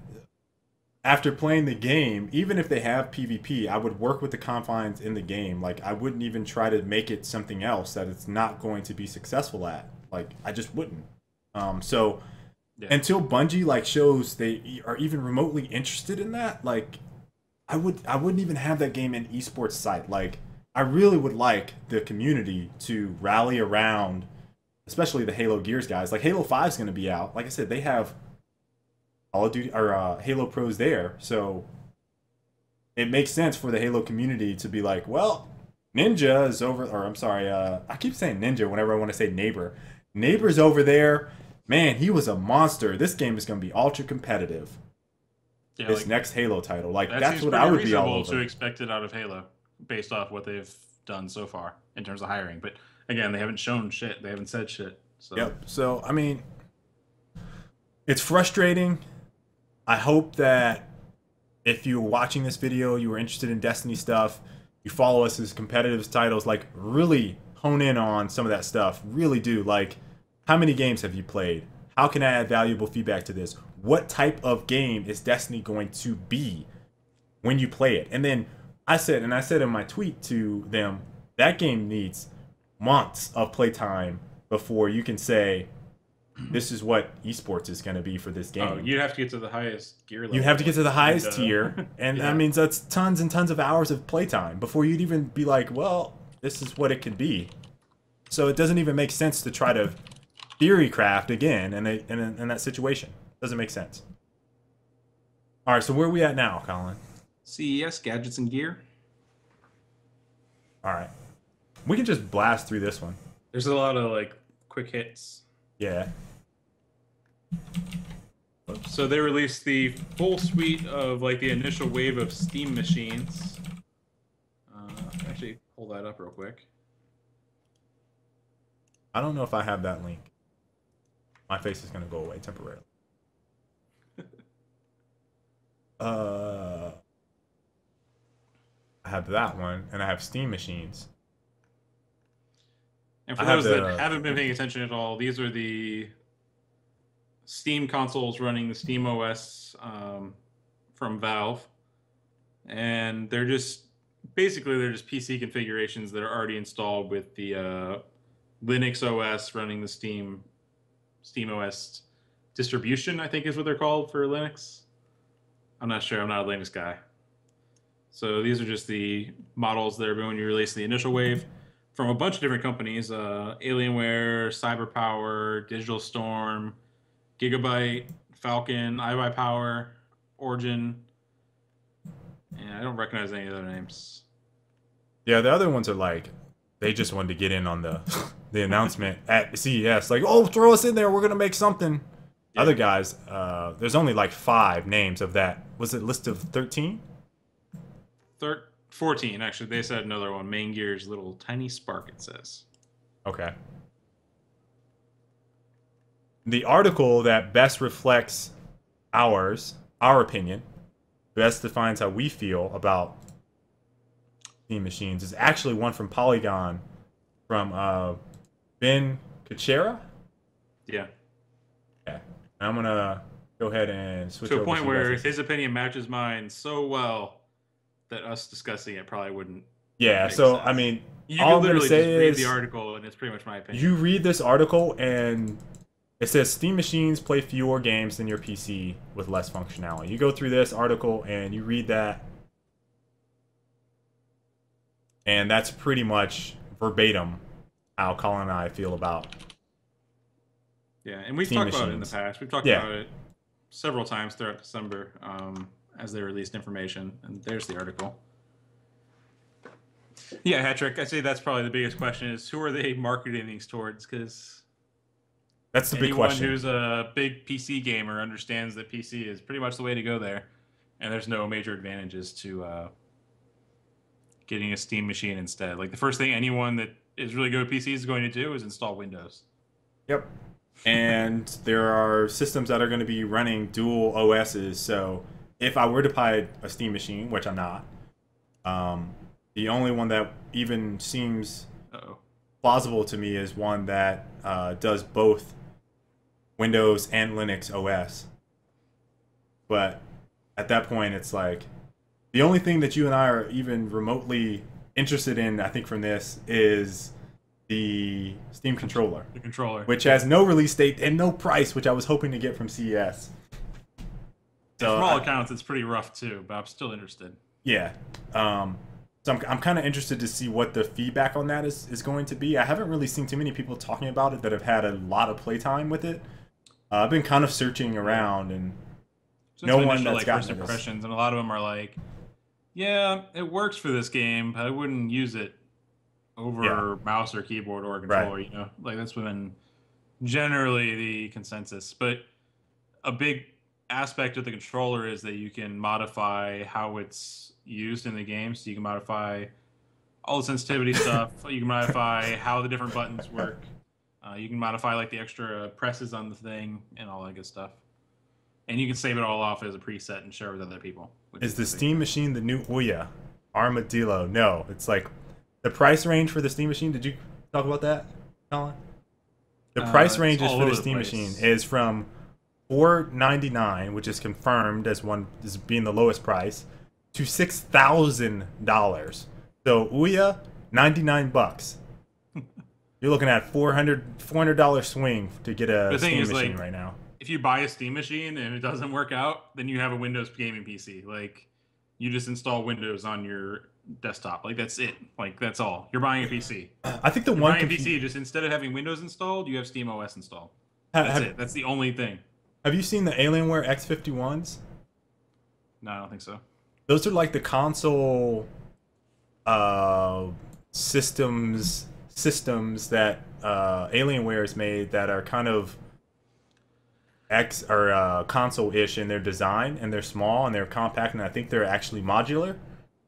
And if I was to get a Windows PC and I didn't know any better, I would probably get that. But you know, they're just expensive. Yeah, but you're still just buying a PC. You're still just buying a PC, but I'm just saying that's the one company that seems to have it right. Envied, I'm very upset that Steam is going to have 17 different models. Yeah, it sucks. There's gonna be more. Like that's it's just gonna be initial wave. Yeah, there's gonna be more too.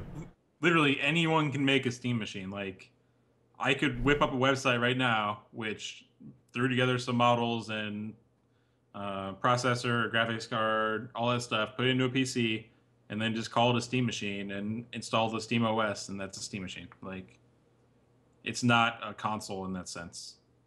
There might be some official branding you have to get through Valve, but realistically, if it's running Steam OS, which is already open and released, it's a Steam machine. Yeah. All right. So that aside from them, they didn't really announce anything else that was interesting. 63 million users. I thought was really compelling argument, which makes you say, why are you guys even trying to do this if you have that many users in the fucking first place? But hey, whatever. Valve can do whatever they want. They're shitting money right now. They just got money coming out of their ass. They can just do whatever the fuck they want. So, more power to you, Valve. And I think the video argument that I saw on Polygon was like, this is an and for them, not an or. Like, we can either do this or we could do this. It's more like, we can do this and we can do this. And not even, like, it was not even a blip for them. Like, right. Who cares? So... I got Razer Steam machines. Razer, yeah, we talk about Razer stuff. No bias. No bias, guys. Sponsored by Razer. No bias whatsoever. Sponsored by Razer. So I think Razer's Project Christine is revolutionary. Ooh. I think it's revolutionary. It's going to change everything. There it is on Engadget. That's the best article that we found. So, Colin, you probably got the link there. You guys looking on YouTube. Engadget. Check it out. Ben Gilbert wrote the article. Excellent. Excellent read. Ah! God, I need to close that window.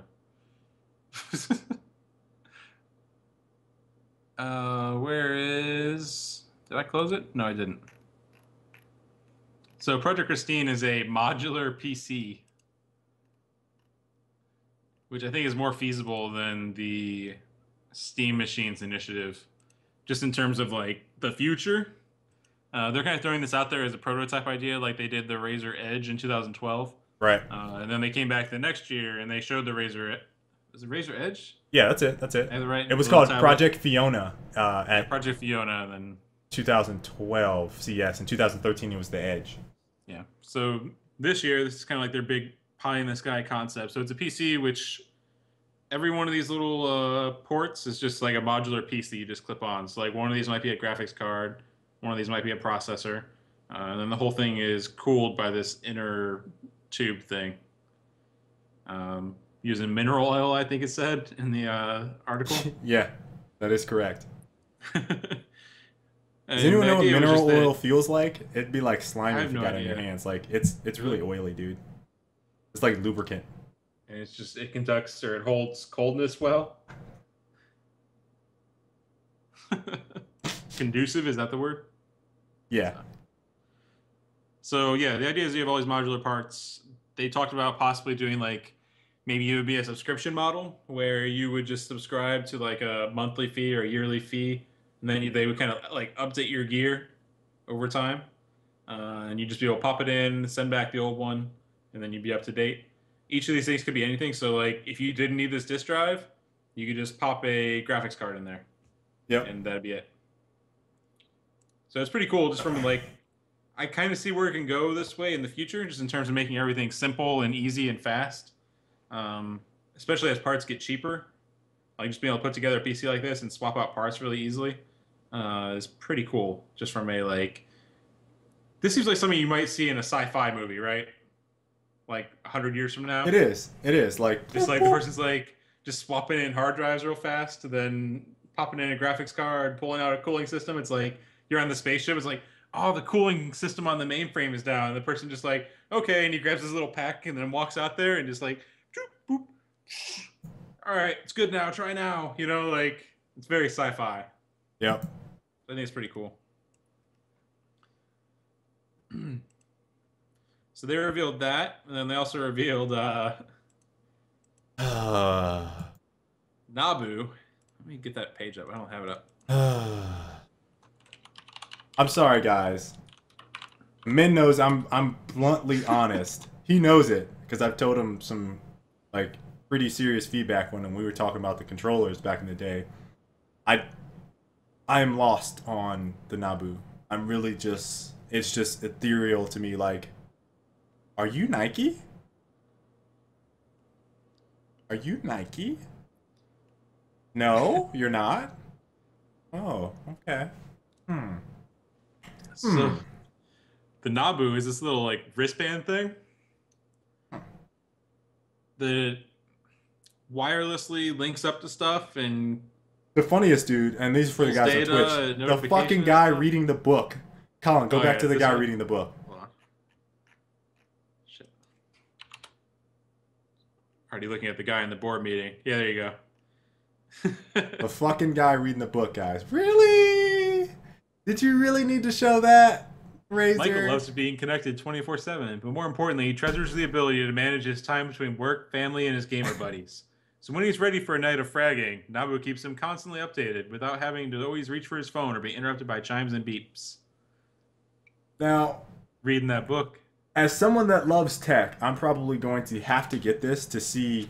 I mean, I understand the concept of a Nike band. I had one for a brief time. Didn't really use it a whole lot, and was like, eh.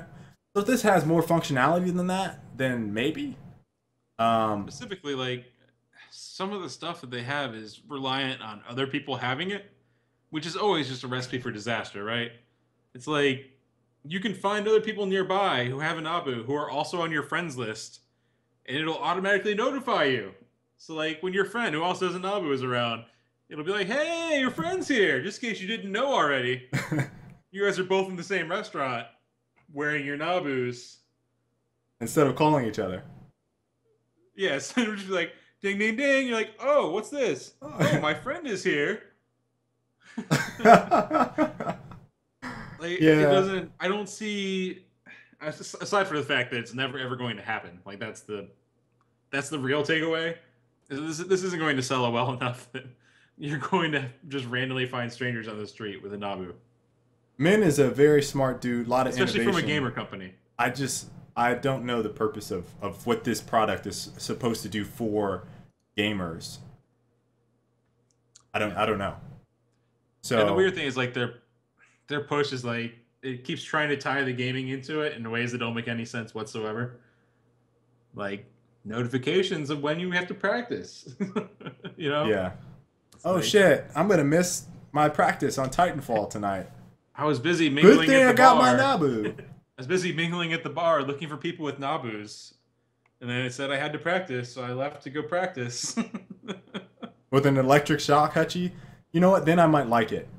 Then I might like it. A little bit of pain, just to remind you. So yeah, I really need to. I need to get one to test it in order to formalize a solid opinion about it. I just think it sounds funny as a product. It seems silly, It doesn't but fit their product line at all. it doesn't. Although Yeah. I could say from a if they were going with the Astro standpoint, and I think Astro is doing a good job of this. There are certain companies in the gaming industry right now that have a brand for gamer culture. Razer is definitely one. Astro is one. I don't think Turtle Beach. I don't think Mad Cats maybe, but I don't think they have those two. So I would say, if anyone, Razer and Astro have a certain gamer culture around them with gear, attire, accessories. So maybe from I think men's standpoint, as a cool tech gamer gear thing that you think would be kind of cool to walk around with, they might feel like it fits into the culture of gaming, but it seems weird right now because traditionally it's been a sports themed thing, not a gamer culture thing. So Yeah. maybe there might be some crossover there. Like I said, Min is usually light years ahead of everyone else when he's thinking about stuff. So It could be kind of cool. The only thing I can think of is like at gaming conventions or maybe LAN tournaments. It could have some interesting interactions with other people that have them. But realistically, sorry guys, my Nabu is tingling. The name of it is also ridiculous. the Nabu? The Nabu. The Nabu. Is that a snake? Is that a snake? Check to see if it's a snake. It's probably Never like heard of one of the deadliest snakes ever. No, it's the Assyrian and Babylonian god of wisdom and writing. Oh, that would explain why the guy was reading. Maybe. Huh. Okay. Okay. Yeah. Okay. Also a planet in Star Wars. Although, Okay. I see you. Okay, I got it. Other announcement, Astro A38 wireless headset. So basically what I have on the A30s, but the wireless edition of those. I am still largely unsold on wireless headsets.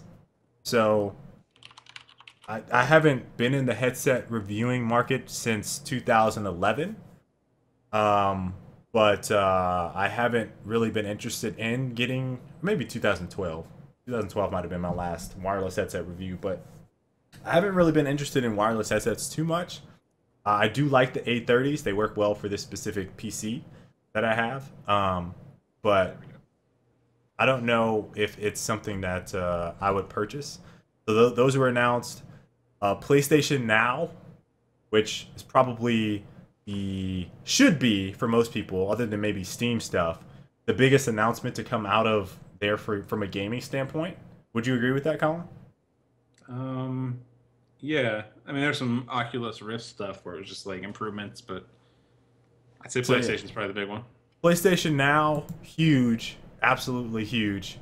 LOL Gaming actually wanted us to talk about it earlier. We had it in there, but it wasn't as pertinent as some of the other info. But if you guys don't know about it, basically they announced the ability to be able to stream previous PlayStation titles from... Did it go all the way back to PlayStation original? Did they include that? I think it was on there. PlayStation, I know PS2 was, PS3 was. I don't remember if I saw original I'm pretty sure PlayStation. PlayStation 1 was on there. Okay. Anyway, I think that would be pretty cool. That said, they did say that your existing library of games, you wouldn't be able to do it. So like if So you already own Twisted Metal on PS3, you can't you'd have purchase. to Yeah, purchase yeah. whatever new version they have in order to actually be able to do it. So that is definitely Same the thing, I guess, downside. all the way back to the PlayStation 1 games. That sucks. They're gonna start selling all of them again. I'll be able to buy Wild Arms We should. and They should Final make. Fantasy They 7. should remake that on their multiplayer. It be like Starbound. No, so I am actually really excited about this because there's a lot of PlayStation titles that I liked. This will be something I get when I purchase my PlayStation 4, which is when Uncharted comes out. I've just said a couple times now. Other than that, though, I'm still really skeptical of yeah, game streaming like that because I tried OnLive a few times and I was not impressed in terms of the latency. I'm a little concerned about latency. I'm a little concerned about the pricing that they're gonna have. Like, I hope they don't think that all of their titles are Mario status, so they need to be like $20 or even $15. Like, if you price your games between $4.99, especially for PlayStation games, $1.99, $2.99, maybe $9.99 for a couple like rare titles like some Suikoden. Suikoden 2 is like one of the rare games that I might drop a nice penny on because it's actually a rare game and it's fucking awesome. But there's not too many on that list of PlayStation titles where I would pay more than $10. So that's my biggest concern is what they're going to try to do with pricing on a lot of this stuff. It's gonna be ridiculous. I guarantee you, it'd be ridiculous. I just that would be the worst decision ever. Like, please don't do that. I still just like you can technically play stuff on Gaikai? yeah, I was gonna say on live. You can technically play the games, but it doesn't feel right ever. Don't forget Sony is gonna have cloud TV. I didn't actually read about that. It makes more sense for TV. Like the cloud stuff for TV makes sense because it's essentially just streaming, right? Right. But when you have games involved, you're sending your inputs and then they're streaming back to you the output, which is why it feels really weird, especially with shooters because you're moving the thing and it's going.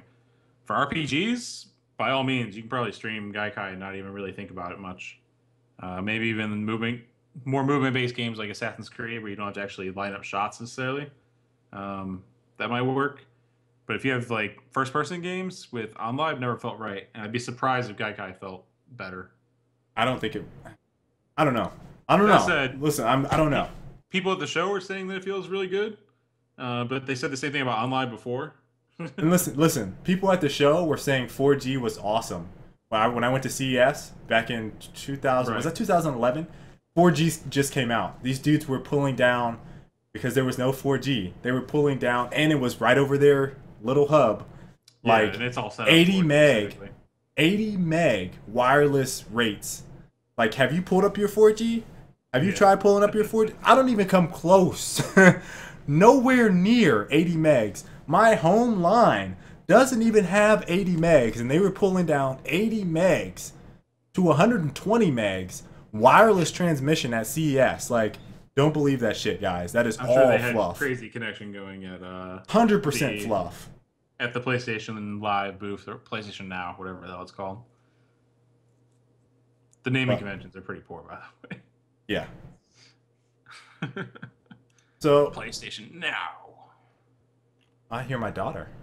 So let's go ahead and wrap this up because she's here. I mean, I don't think there's anything else that we missed anyway. That we can't cover next week.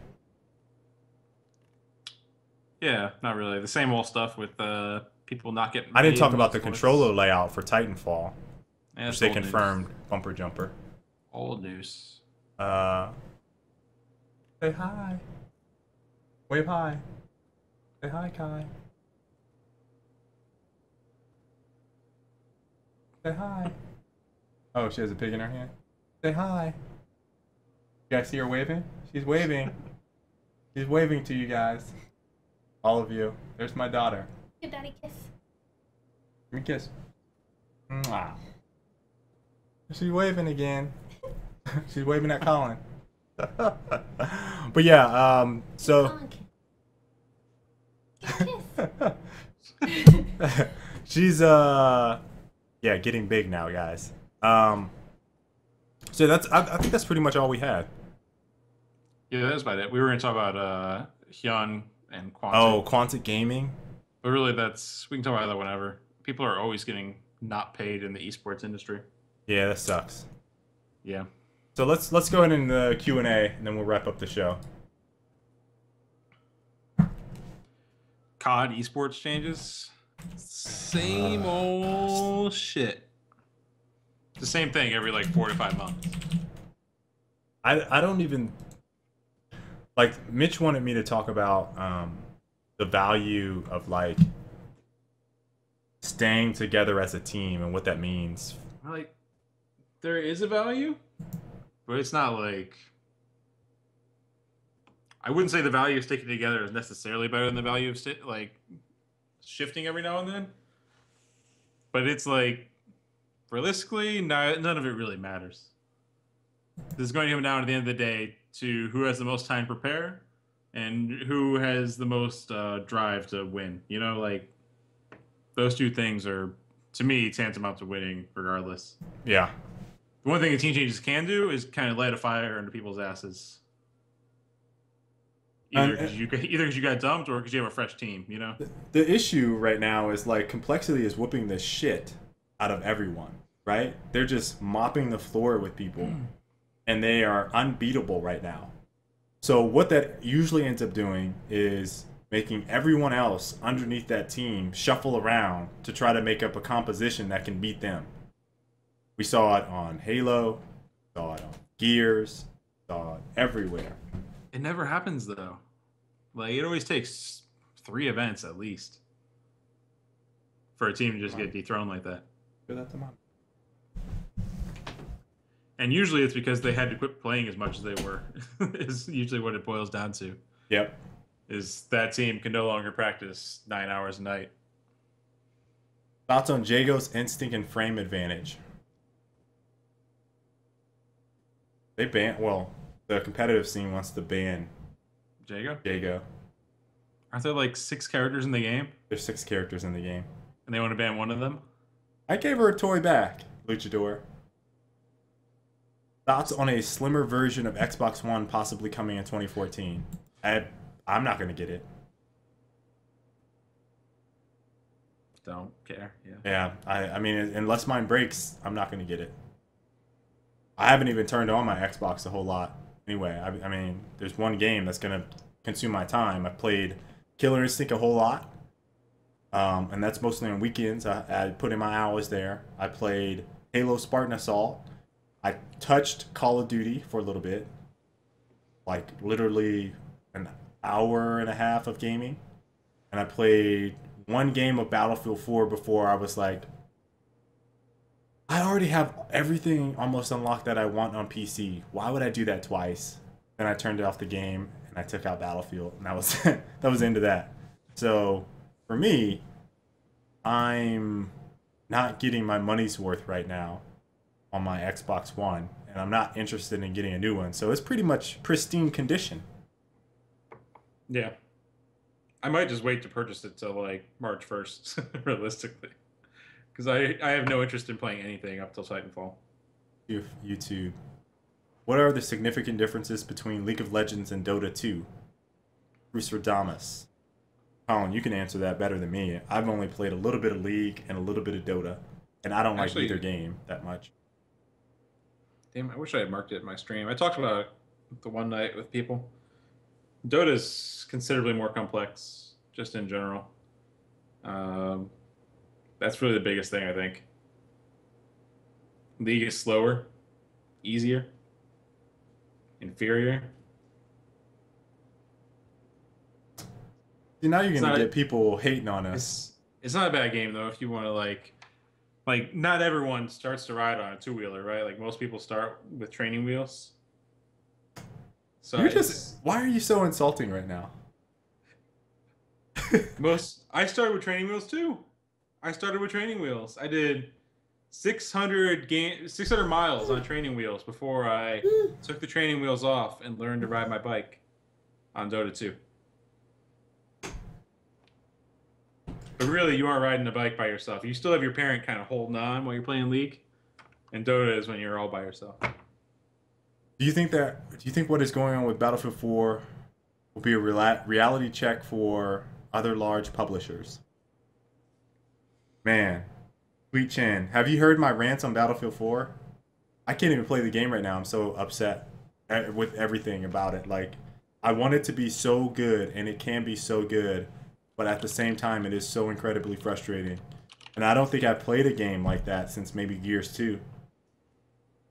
I can't honestly think of a game I've played like that except for Gears 2, where every day I got on, I knew something totally bullshit was going to happen, and there's nothing I could do about it. And that happens way too much on Battlefield 4.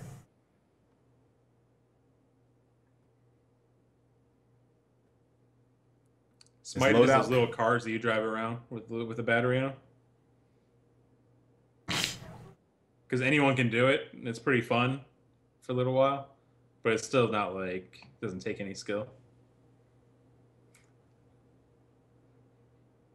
That is correct. Is loadout coming to next gen? I can't really talk about anything related to the game dev side of that other than saying, yes, I work on the game. I don't really give too much information about the game on the stream. But Bigness's answer is basically what we've been saying. PC is our main focus right now. Next will be Mac. And we're not ruling out consoles at all, but it's just not our focus. I want GTA on next gen right now, so I can never turn my 360 on again. I want it on PC, to be honest. Yeah, I would play it on Xbox One as well.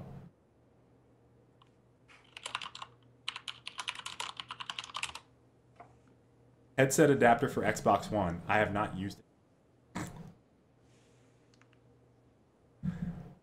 Loadout for Oculus Rift.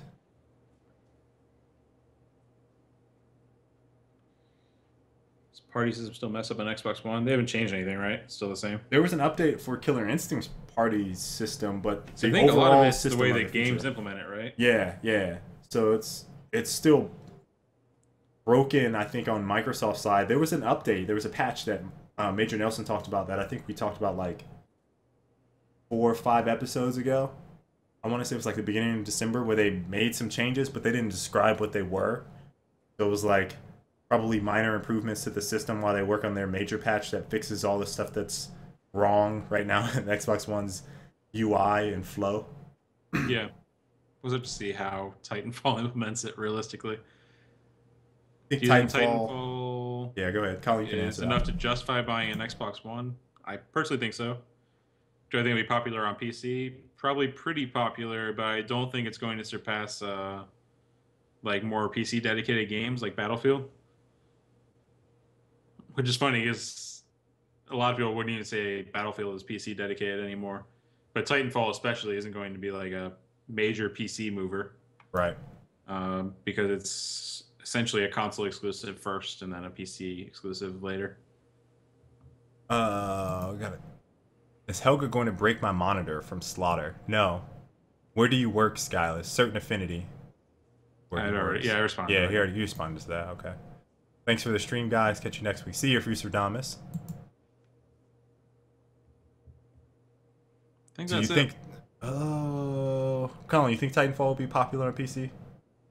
I just responded to that. Did you? Yeah. Oh, I didn't see that one. Or hear that one. I was kind of reading.